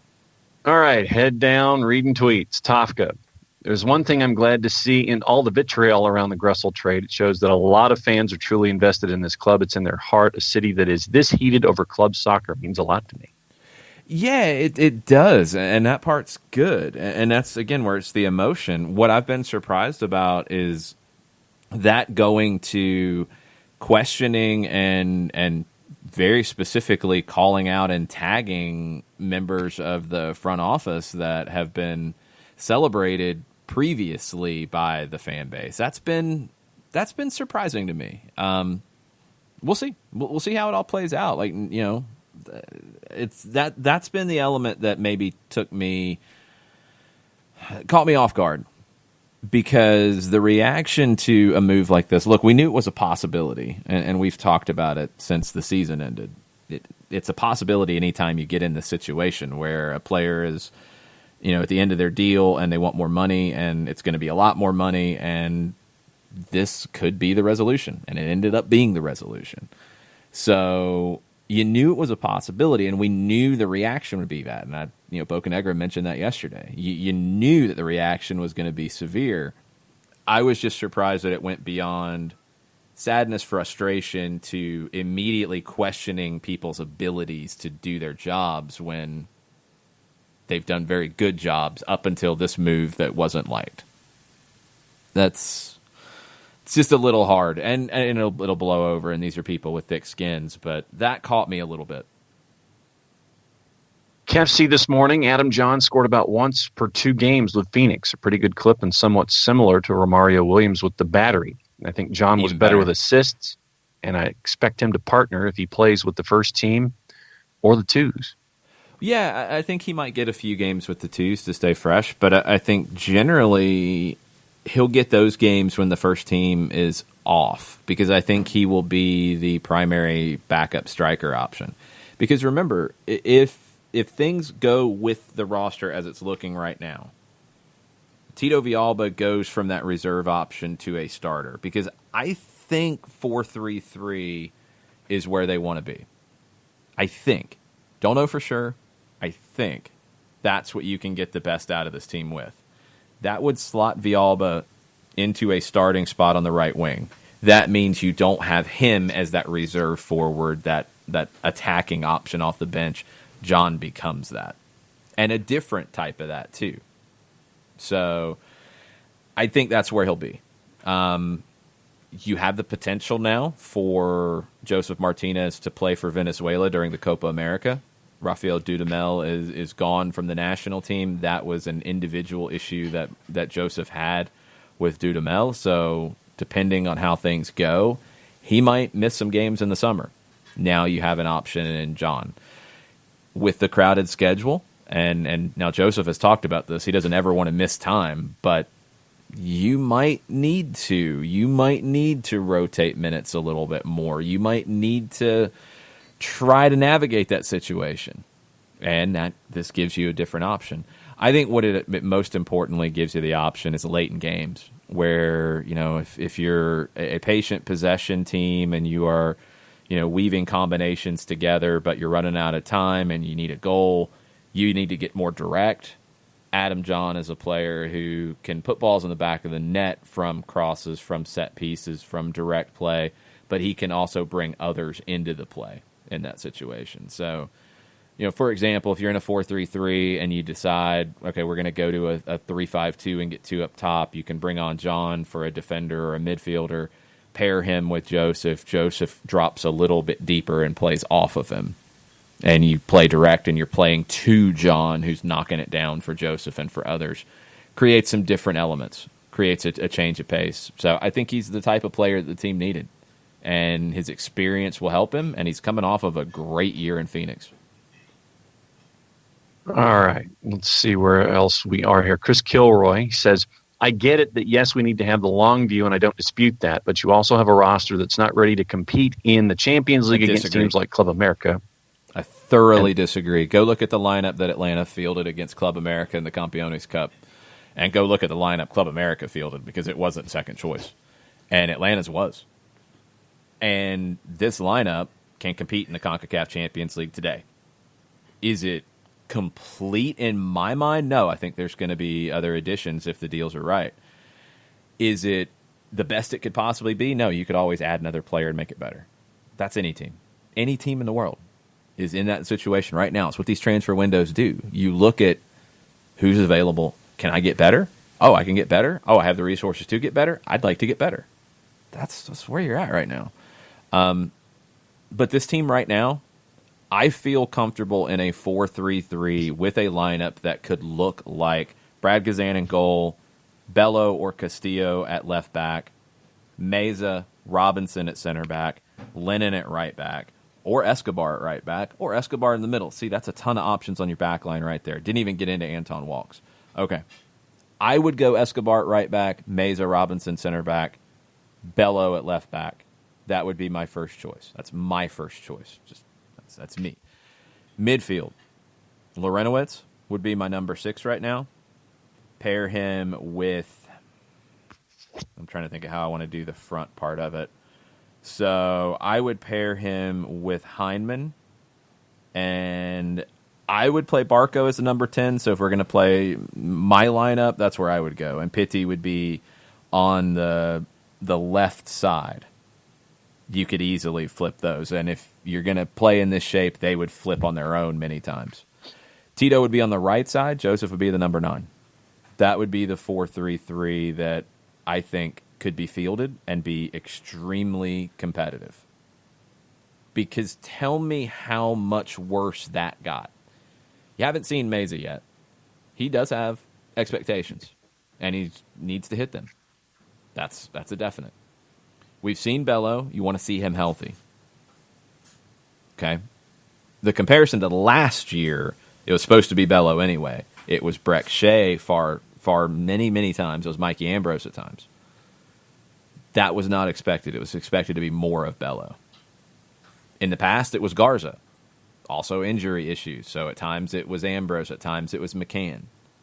You've never really truly had a dedicated left back that stayed healthy and has played a whole bunch of minutes in a season.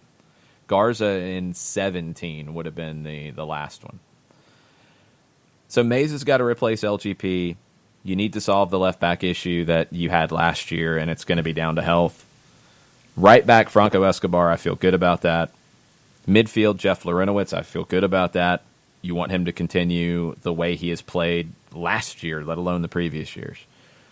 Heineman replacing Nagbe in that situation, that puts pressure on Heineman. You want a good performance out of him. You're not looking for the exact same things. You're looking for a good performance in that midfield to support a number 10 in either Barco or Pitti. The other one's out wide. Tito, you want him to be 2017 Tito. Flash is a 2018 Tito. You want him to stay healthy. And Joseph up top.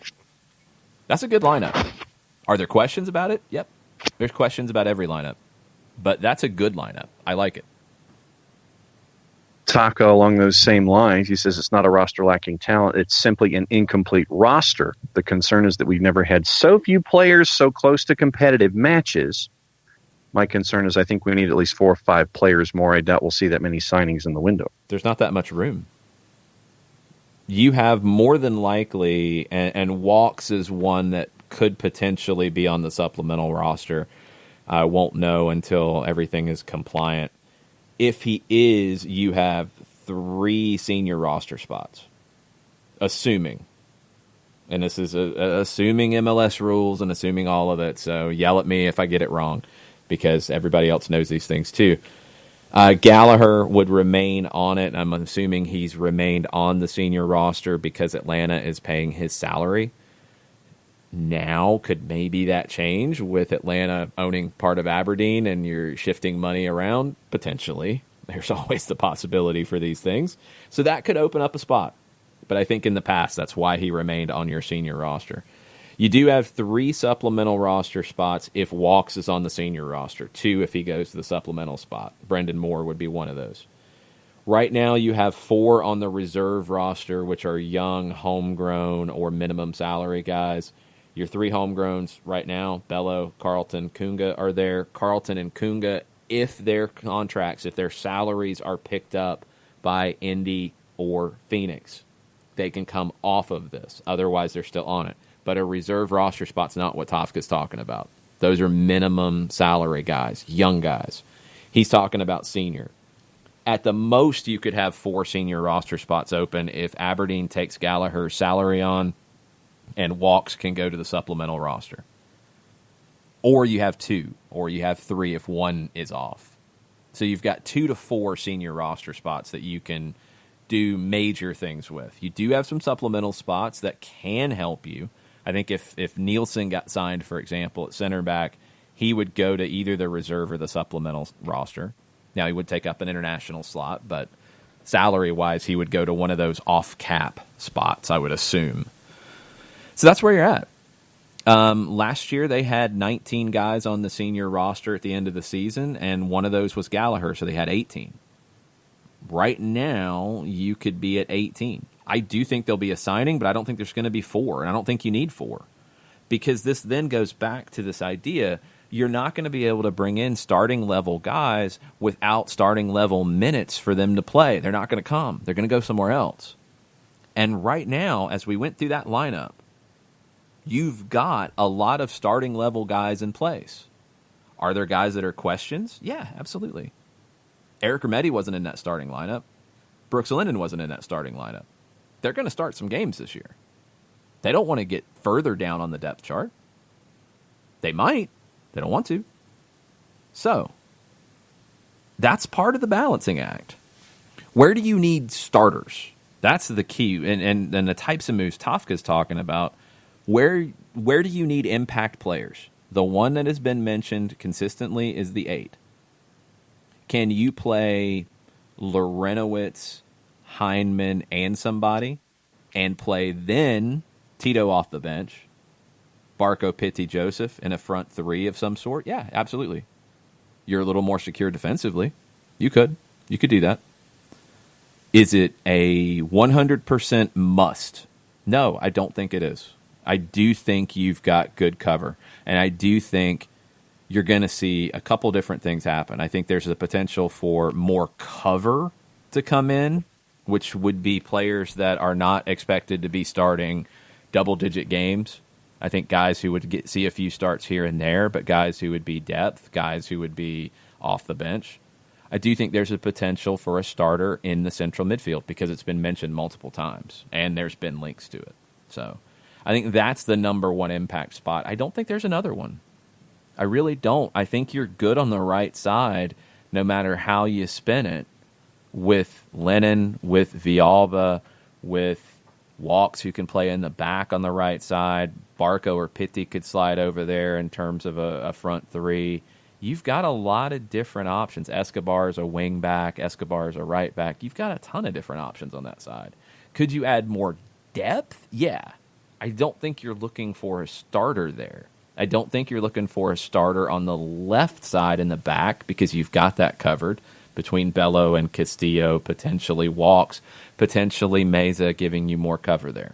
Could you add more cover on the outside? Yeah, you could.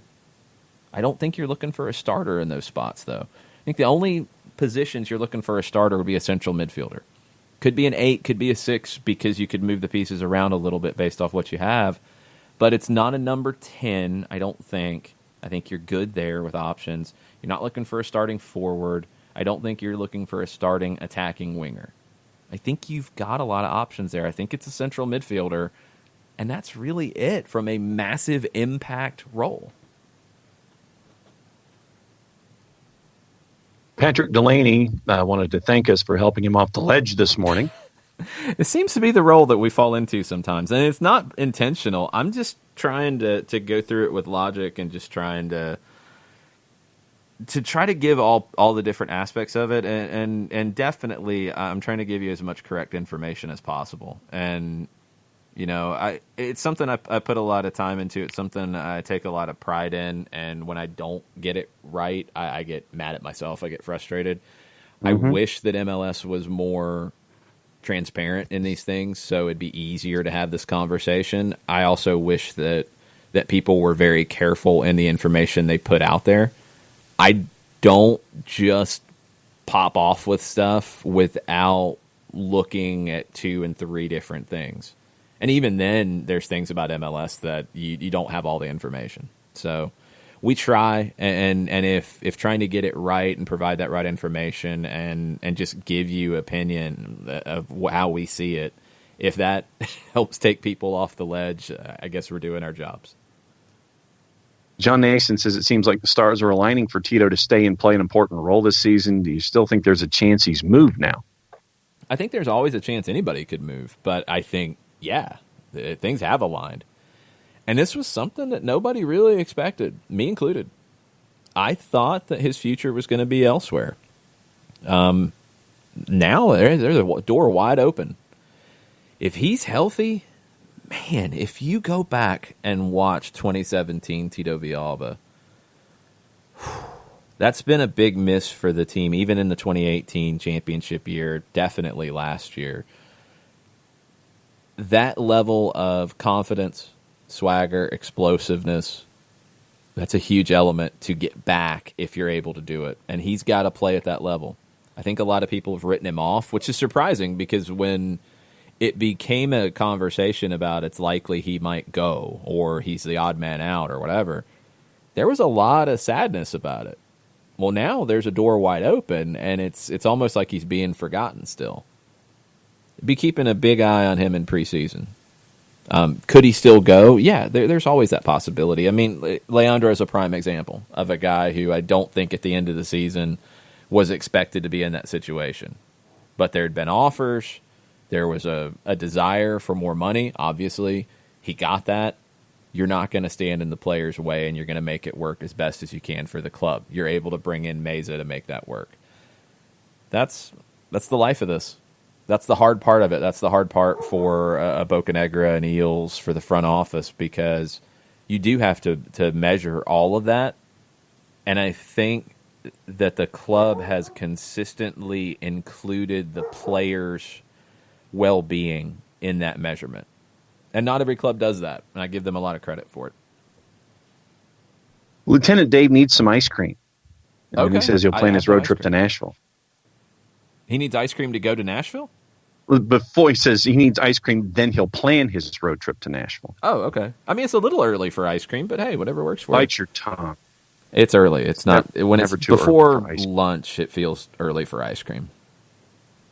Kefsey says the front office is operating from a position of strength and with clear eyes. Players lost are not angry with us and have benefited from their time here. Looking forward to the next mutually beneficial relationship and display of talent. Hashtag we ready. Hashtag too busy to hate. Yeah, I think they're trying to. I think they're always trying to operate from a position of strength, and I think they've done that. And we've went through that many times over the last couple of days. So you've added pieces that give you a lot of flexibility, a lot of cover. We will, on video, on stoppage time today, really go through 3-5-2. What are the options? 4-3-3. What are the options? 4-2-3-1, what are the options? 3-4-3, what are the options? I think those are the most likely shapes that you'll see this team play in on a regular basis. 4-4-2, we'll go into that, even though I think that's less likely, and I think, honestly, the way Atlanta would play it would look more like a 4-2-3-1, which is kind of the move they made in the postseason. We'll talk about that. If you wanted to go to a true 4-4-2, you could actually do that now with Adam John signing. Don't think it's something we'll see very often, but could it happen? Sure, we'll go into that too. That's 5 different shapes that the team has multiple options in every position. That's a good spot to be in. Doesn't mean you're perfect, doesn't mean you can't get better, but that's a good spot to be in right now. And then Nick Lamphere, with his previous discussions, he's adding to it. He says, do you disagree that this is not a possibility at some point? The fiscal responsibility, I guess, is what he's looking at, and not spending as much money on talent. He says it wouldn't be the first time a soccer club made a financial decision to become more conservative with their spending. I'm not saying it's happening for certain. I'm only posing the question. Well, from a business perspective, yeah. I mean, it's is it possible? Sure. Right now, Atlanta United, according to Forbes, and they're the main resource for this, and the league is, kind of signed off on it. They made money last year, and I would think that as they continue to grow, they're going to make more money. And as you look at what could be coming in terms of an Ezequiel Barco transfer, you're looking at a good influx of money. Maybe a Pity Martinez transfer at some point as well. Like, those are going to be good financial moves. So, that's not even getting into smaller financial moves like other players potentially being sold, potential homegrowns moving on, things like that. So could it happen from a giant hypothetical? Yeah, because you never know. I mean, does MLS lose a bunch of sponsorship and things get tighter? Yeah, it could. It doesn't look that way. It doesn't look like that's coming, but could it happen? Sure, it could. There's always that possibility, but I don't think there's any moves that lend you to go down that road. We get into this a lot of times when you start playing the hypothetical game. Like, could it happen? Sure. Anything could happen. Pretty much anything could happen. But you have to take the most obvious things and go from there. This team doesn't look like it's trying to spend less money. It doesn't look like it's trying to stockpile money. It's stockpiling allocation money that's not real money. So it looks like they are operating in the same way they always have been. I don't expect that to change anytime soon. Could it? Sure. Things outside of our control? Sure. Things that are completely unexpected right now? Sure. Doesn't look that way at all, though. Also, Kyle is in this morning. He says, is there a possibility Atlanta United are holding their cards, hoping the CBA provides a 4th DP slot, then they could sign a DP in that 8 role? I mean, it's possible. I don't think there's been any reporting to make you think that a 4th designated player will be part of this. Could there be some in-between level thing with the cap going up and maybe the amount that is a maximum player to be bought down could happen? Sure. I think not so much a 4th designated player spot, but could you increase spending to bring a higher caliber player in? Yeah, that could happen out of this. Could they be trying to hedge their bets a little bit? Yeah. I think Bocanegra's comments yesterday could lead you down that road. Again, because they don't have to do it right now. They don't have to do it because the 8 role, and if you want to include the 6 into it where it's a player could do a little bit of both, let's go there. These are the options you have in the central midfield, the holding midfield, not the number 10. The holding midfield. Jeff Lorenowitz, Emerson Hindman, Eric Remedi, Mo Adams. Those are the 4 easy ones. Anton Walks, Fernando Meza. Those are the next ones who could play in that role that have experience playing in that role. That's 6. You're going to play 2, maybe 3 sometimes. You're okay. And all those I'm comfortable with. I think Walks would probably be the one I'd be the least comfortable with in the holding midfield right now because we haven't seen it in Atlanta. The rest I'm comfortable with. I've seen Mesa play it at Necaxa. He did very well there for Necaxa. He moved all over for Necaxa. I think he's going to be best used for this team in the back, but could he end up there? Yeah, he could. At times, sure. I think you've got the cover, but could you get a really good player in that role if things open up? Yeah, that could happen.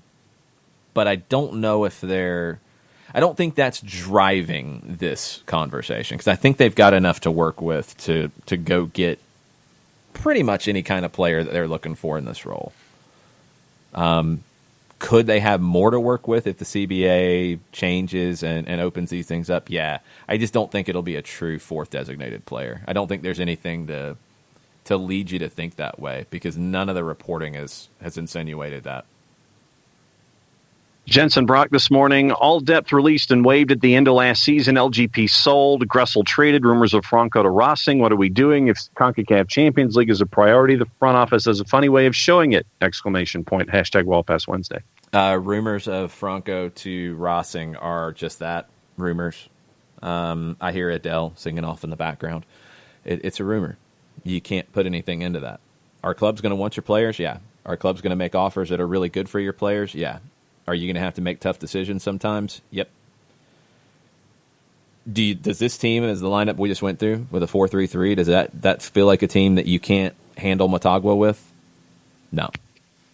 I feel pretty good about it. I feel pretty good about all the different permutations of it. Is it perfect? No. No team is. LAFC's not. LAFC's got questions. LA Galaxy have questions. Toronto has questions. New York City, honestly, is probably the team that has the fewest questions on the field. Questions on the touchline. You have a new manager. But you look at what that team was last year, they pretty much brought everybody back. That's good. When you can do that, that's good. They were able to get Keaton Parks back. That was one they didn't think they'd be able to do. It's not always possible. And you have to be able to adapt. And you have to be able to handle things as they come. So you can say that CONCACAF is a priority, and I think it is a priority. I don't think there's anything to say, oh, it's not a priority now. That doesn't mean you don't make good moves when they come, because it can't be more of a priority than building your club properly for not just 2020, but for 21 and 22 and beyond, and giving yourself the maximum amount of resources, also doing right by your players, and building your club in the right way for the whole, in a holistic way, not just in a short term for one tournament, 8 games. Sean Vergara, everyone needs to chill, have faith. Our front office has always done what's best for the player. Nagbe, LGP, Gressel, Carmona, etc. I'm sure something big is coming and we'll be just fine. Yeah, I mean, they're not perfect. Nobody is, but I think they've given you a lot more to feel good about than bad. And that's why, again, I was just surprised at some of the nastiness about it. You know, it's okay to be sad and want Gressel to stay, but he requested the trade, and the team got the best they could out of it because they couldn't find a number that made sense for everybody. I think everybody came out of it as good as you could. And I don't think this front office has forgotten how to front office. I think they'll be okay. And there was one that came in from FC Waffle before we went on the air this morning. And there are others in the queue. I'm just trying to find this particular one since we were talking about Adam John earlier. And the one insinuating Pablo Mauer's trying to start something by reporting something. That one, yes. He's reporting something. I think that's looking for it. Adam John made a donation to... Was it specifically to Trump's presidential campaign? I think it was, yeah. I mean, that's his politics.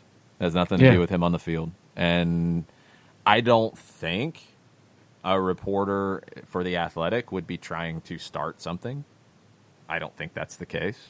Does it have anything to do with his play on the field? No, it has nothing to do with it. Nothing at all. So I don't care. I'm judging him by his play on the field. That's where you're at. And then Maurer did come back afterwards, and he said, I deleted that FEC filing tweet because it felt iffy, but I'll say this much. It's public record. Yeah, it's public record. Yeah. I don't think it has anything to do with his play on the field, and that's what is being talked about. So, would I have posted it? No, because I don't care. I don't care about people's individual politics. I don't judge. But do I think there was an agenda by the writer? No, I don't. All right. Jill Robbins had a question, the Soccer for Good OG. Any suggestions for meditation mantras that will help folks calm down? Like 1.1 million return, players come and go, it's a business, lots more players out there, thanks for the memories, I'm just spoiled, question mark. CIA, exclamation. And then hashtag meltdown, hashtag namaste. I think you nailed it. All those are fine. It's all part of it. There's no way around it. Because then the flip side comes to what people are saying about the Atlanta Falcons. And not everybody, but some. You shouldn't have paid Matt Ryan. You shouldn't have paid Julio Jones. People have that opinion. So when you make that signing and commit to keeping a player here, sometimes you get questioned for that too. It's very easy to play armchair general manager, just like it is to play armchair coach, just like it is to play armchair playmaker or armchair quarterback. It's very easy to do that. Doesn't mean it's correct. There's always somebody who's going to question whichever move. If you made that signing, there would be people who would question the outlay of money and what it meant for signing a Villasanti or an Arzamendia or whoever else, because that's a lot of resources you're tying up in a player. You'd get the reaction. You wouldn't get as much because of the emotional connection to a Julian Gressel, but you would get that reaction because it's a valid question. Gressel being re-signed to a new deal would limit your ability to bring in and address the number 8 position. And I don't think Julian Gressel would address the number 8 position in this team. I don't think he's nearly as effective playing as an 8 than as he is as a wingback. So if that's the priority, if that's where you want to get better, this is a move that opens up both a roster spot, some money, not much, but brings in a lot of allocation money to get better in a position of need that has been identified and talked about ad nauseum. So there you go. That's part of it. It's taking a player out of a position where you have other options, and according to some, and I don't think it's the biggest priority in the history of MLS, but could you get better at the 8? Could you get better at the 6 in the holding midfield? Yes. This is a move that gives you resources to go do that. John Dolzar, in our Adam John politics discussion, he says he liked seeing A.J. Cochran come to John's defense in a passionate manner last night, and he posted that tweet as well. It had nothing to do with his politics. What A.J. Cochran, who played here with Atlanta United too and played with Adam John at Phoenix, said is he's an incredibly hardworking guy who loves to score goals. He will give your city and club everything he has. Honestly, one of the nicest guys I've played with. Please welcome him with open arms. And you got that type of comment from Phoenix's assistant coach, from people in their front office as well. So, this had nothing. This was in no response to anything about politics. I want to make that clear. Also, let's see. We got Five Stripes Forever wants to know where Breck Shea is in all the changes and how is his recovery. I haven't heard an update from Shea on his recovery. It's a hard spot for Breck Shea because teams are not going to sign him until he gets healthy. And I don't know what the timeline is. The injury was in July of last year. Is he going to be in a position to work out for teams in preseason? Probably not. Could he be in a position to potentially get a contract before the first window closes at the beginning of May, maybe. It might be more likely that he would be a summer signing if he is healthy and can earn a contract somewhere. I don't think he's a player with Castillo's addition that necessarily fits here now. I think Castillo has given you that cover on the left side. If you want a third option on the left side, I think either you're looking very big, like an Arzamendia who's been mentioned, or either younger or more of a true reserve who would be third in the pecking order.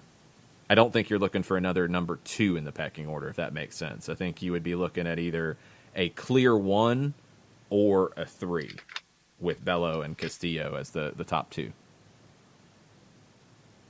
Ricky Ricardo with a 2-part question. I asked this question without much knowledge of the rest of the league minus FC Dallas and Red Bulls. But what are your thoughts on the homegrowns Atlanta has produced, and what do you think we can expect from Bello and possibly Campbell this year? Yeah, I'm glad Ricky mentioned Campbell because he probably goes into one of those reserve roster spots too. Campbell is raw. I think Campbell's a guy who I could see following a Miles Robinson style of play.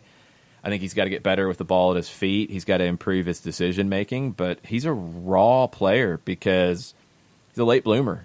And it's funny to say about a guy who would be going into his freshman year of college, but he's a late bloomer because he came up and he wasn't as big as he is now, first off, and they didn't really know where to play him.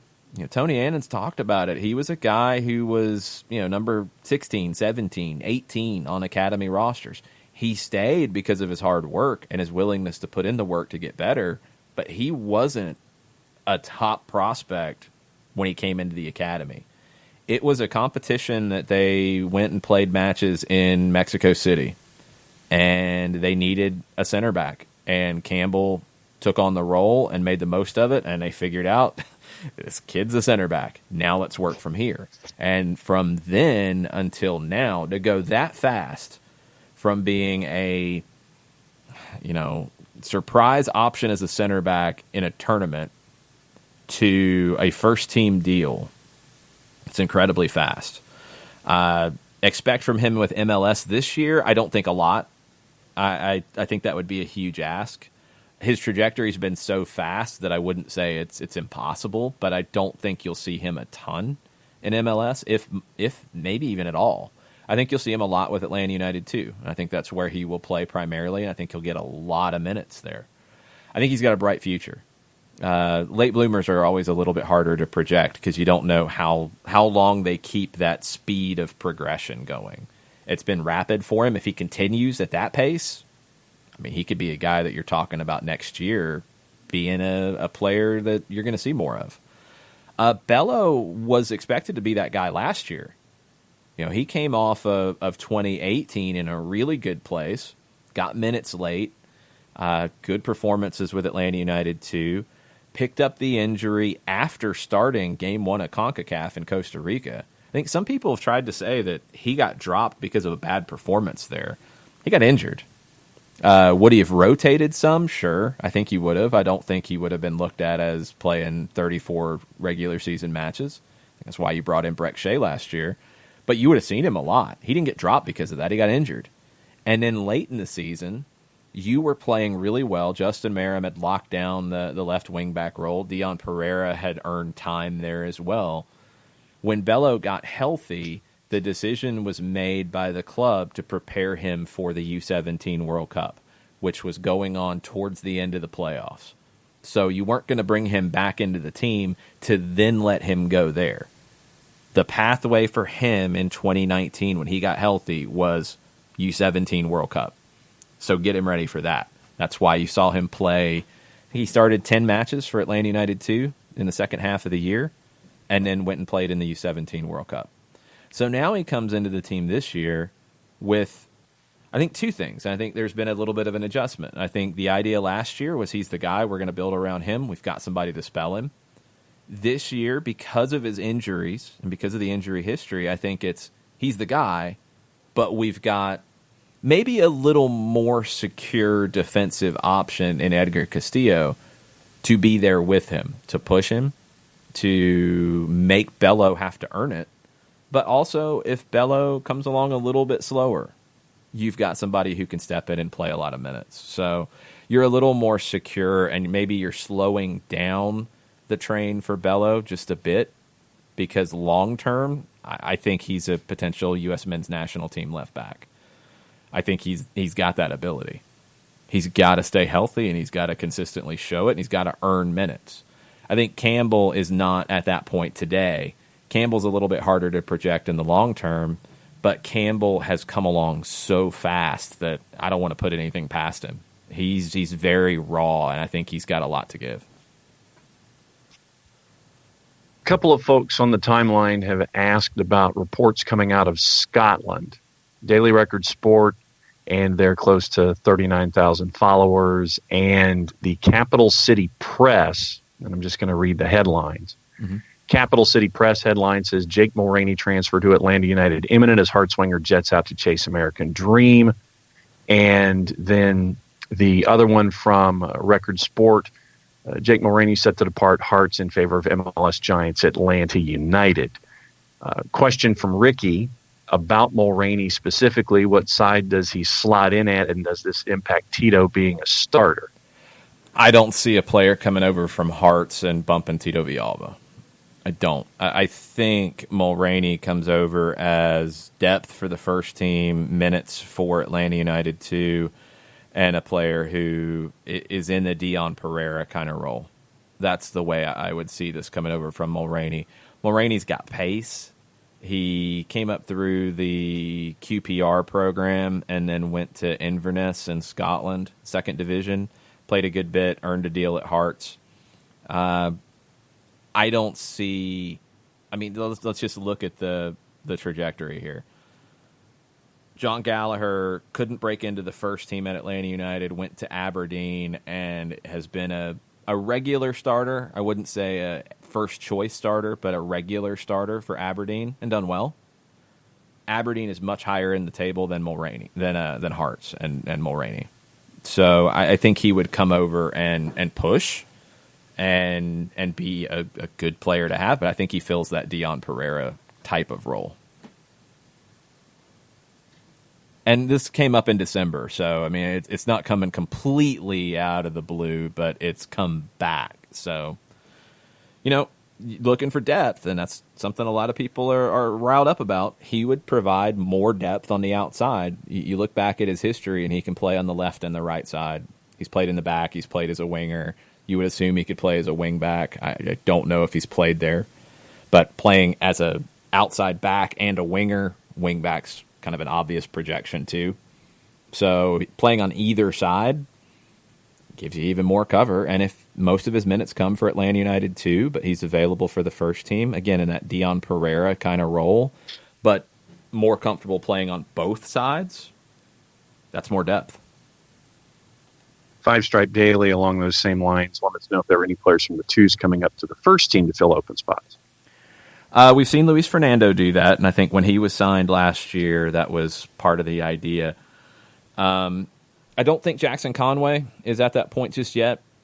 Lawrence Wyke would be the one that's probably the closest to being that player, but I think he could use more time. I think maybe you can revisit that decision in the summer. This will be year 2 for him as a pro and year 2 for him in Atlanta's system. So I wouldn't do it initially. I would probably wait. And maybe that's a bit of a challenge to him as a player, is that, hey, this is on the table. We've got the room in terms of reserve roster spots to do this. You got to earn it. And that could be something that's on the table for both of those guys. Conway is forward more in the line of an Adam John, bigger number 9, but he's got quick feet. I think Conway is a multifaceted player. He's very young. Very young. I thought he developed from day 1 to final day last year really, really well. White took me completely by surprise, and he's another versatile player who can play as a right back, a center back, a holding midfielder, which you can always use. You've got a lot of those right now, so I don't think it's a must to get him on an MLS deal at the moment. Conway, you don't need to, but both of those guys would probably be the next in line. A couple more before the timeline is taken care of this morning. Jensen Brock, in listening into the show, says the 4-3-3 that you went over sounds great, but can we run out an equally strong lineup for 40-plus games like last year? And that's always the question. You never know what's going to happen with injuries. You never know what's going to happen with loss of form. You never know. I mean, that 11 that I mentioned, so your reserves with what you have currently from my first choice 11 with that would mean your reserves would include Remedi, Walks, Lennon, John, Adams. That's 5. Goalkeeper, obviously, you're set at goalkeeper the same as you were last year, so that's 6. Then you're looking at, whoever you don't play on the left side, either Bello or Castillo, so it'd be Castillo. So that's your 18. Then it's Luis Fernando. Then it's your third goalkeeper, Brendan Moore. Then where else are we looking as I'm doing this off the top of my head? That's where you're probably looking to strengthen. That's where a Mulroney could come in. That's where other signings could push players into other spots. That's where other things start to open up. But I think you're in a really good way of looking right now at about 18 to 20 deep in terms of guys you're comfortable with starting and getting a lot of minutes. It's not bad. That's not bad at all. Can you get better? Yep. But that's not bad right now. And Kelly Francis, who last time I checked interviews people, has come into the timeline this morning, and she wants to know, when do we see Anton Walks joining the team for preseason? Good question. I don't know what the timeline is. He's coming in fit, so the preseason fitness side of it, I mean, he played right up until January 1st. I think he actually might have played January 4th for Portsmouth. So a little bit of a break isn't a bad thing. He instead of having an off season, he's coming straight into a preseason. So give him a little bit of a break. Probably some different things in terms of visas and moving and real life stuff that might slow it down a bit. So in terms of fitness, though, it's not critical for him. And I think it helps him, too, that I know it's a different manager now, but he knows how Atlanta United operates. He'll be able to slot in quicker than most, I think. Anything in the news and notes section, because we have finally exhausted the timeline. I think we hit most everything. If we missed something, please tweet at us and say it, because we wanted to try to hit everything. We didn't want to leave anybody out. We didn't want people to feel like, oh, we don't want to talk about that, so we're going to skip it. We've tried to hit everything that's possible. So if we missed something, it was not intentional. Please let us know so we can address it tomorrow or on Twitter, either way. Let's see. So we've been so zeroed in on this other stuff. Is there anything else that has happened? No, Chicharito's already here. We're good with that. MLS hasn't gotten crazy on us while we've been in Julian Gressel Atlanta United world. So I think we're good. I think we've got everything. I'm sure things will pop off because it's that time of year. Stay tuned. Atlanta plays Red Bulls in a closed-door friendly on Friday. Don't know how much we'll hear or maybe see in terms of highlights from that, but that's a closed-door scrimmage in Bradenton. We get to that point, we start to have games and things to talk about. I think people will feel a little bit better about where things are. I hope. Well, you want other games and things to talk about real quick? Sure. Well, we can add to our Game of the Week schedule. Yes, we can. We have high school Game of the Week, so we have a few more booked. Mm-hmm. Yep, we have our regular season finale booked in Watkinsville. Tuesday, April 14th, Social Circle in Oconee County. It is Senior Day, so we'll be there for Senior Day for both the boys and girls teams for Oconee County, heading to Watkinsville on April the 14th. Remember, we've announced that April the 3rd, we will be in Blairsville for East Hall and Union County's doubleheader. Also, we can add to the stacks. Tuesday, March 24th, we will be at Harmon Field at Bill Chappell Stadium in Dalton. Sprayberry and Dalton, March the 24th. So we will be there as well. So we will be in Dalton. We will be in Blairsville. We will be in Watkinsville. And we are checking with other schools to fill out the rest of our grid. But the back end of the regular season is coming together. Yep, it's going to be fun going out and calling these games, getting out and seeing high school soccer all over the state. And you've got some good programs out of that. Dalton's been consistently one of the best in the state. Oconee County's coming off their first state championship on the boys' side.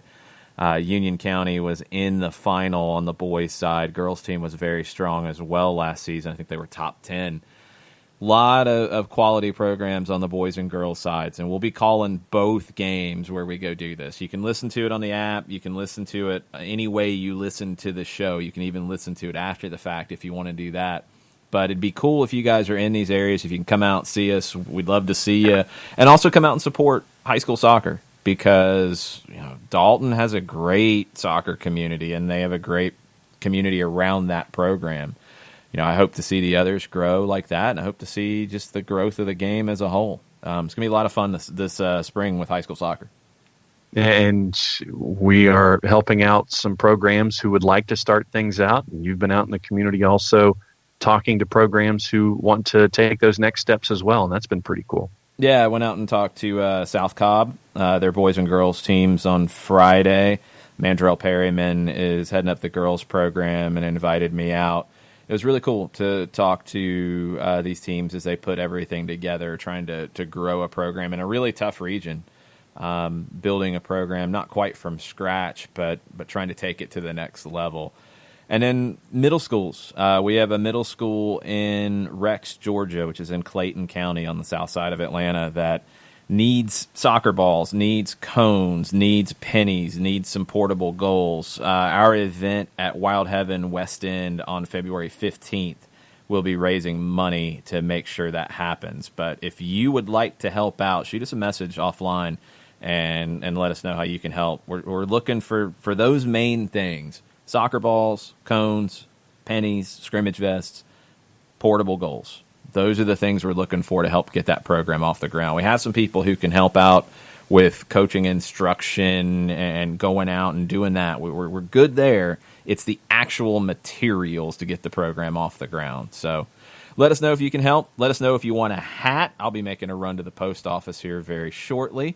Let us know if you want a scarf, because that can go to the post office as well. Let us know if you want a beanie. We have a few of those left. Those are going fast. Those things can be mailed out. All of that goes back into the show to help us do this kind of stuff. And what is the cost involved? And I know that there's DMing involved, but what's the cost for each item? Shoot us a message. The beanies and the scarves are $20. The actual hat, which is of a trucker variety, the pictures are posted on our timeline, $25. Shipping is $5 for one item. When it gets to all of them, it can get a little tricky. We might have to figure that out as we go, but for one of them, we can keep it at $5. So $5 shipping, $25 for the trucker hat, $20 for the scarf or the beanie. Don't forget to go to the Teespring page either. Yes, I'm trying to wrap up, and there's more stuff.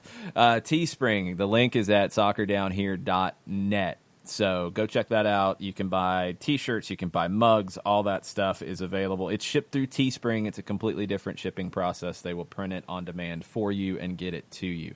Hoodies are there too. So our merch stuff is a little complicated, but that's the best we can do with it at the moment. Hopefully it will all come under one umbrella at some point as we continue to grow. What he said. All right, I'm going now. I'm out. Thanks, everybody. Thanks for not killing us this morning. This was not as bad as I thought it could get. Hopefully things die down a little bit. Like I said, I get the reaction. I think it got a little vitriolic at times and a little nasty at times towards individuals, whether they are new members of the team who have nothing to do with it or members of the team in front office who have done right by you so far. So hopefully they continue to do so, and hopefully this dies down a little bit when we have actual games to talk about. I'll be on with Andy and Randy on 92.9 The Game starting at 1:20. There is an AMA segment at 1:40. If you have questions, we'll get to as many as we can cram into that segment. Stoppage time is at 2 o'clock. Facebook.com/929thegame to watch. We will be going deep into the whiteboard, and we talked about the 4-3-3 here. We'll break it down in a 3-5-2, in a 3-4-3, the different variations of a 3-4-3. We'll talk about a 4-4-2. We'll talk about where the depth stands right now and what options Frank DeBoer has at his disposal right now. And hopefully that will help a little bit with people freaking out about the talent drain, or there's no roster, or they don't have enough players, or those types of things. So there you go. Make sure that you have the eraser. Make sure you have your markers. Make sure you have your magnets. But yes, 92.9 The Game Facebook page. Stoppage time. Book 'em, Dano. Go get some lunch. Mucha plata, y'all. Much plata.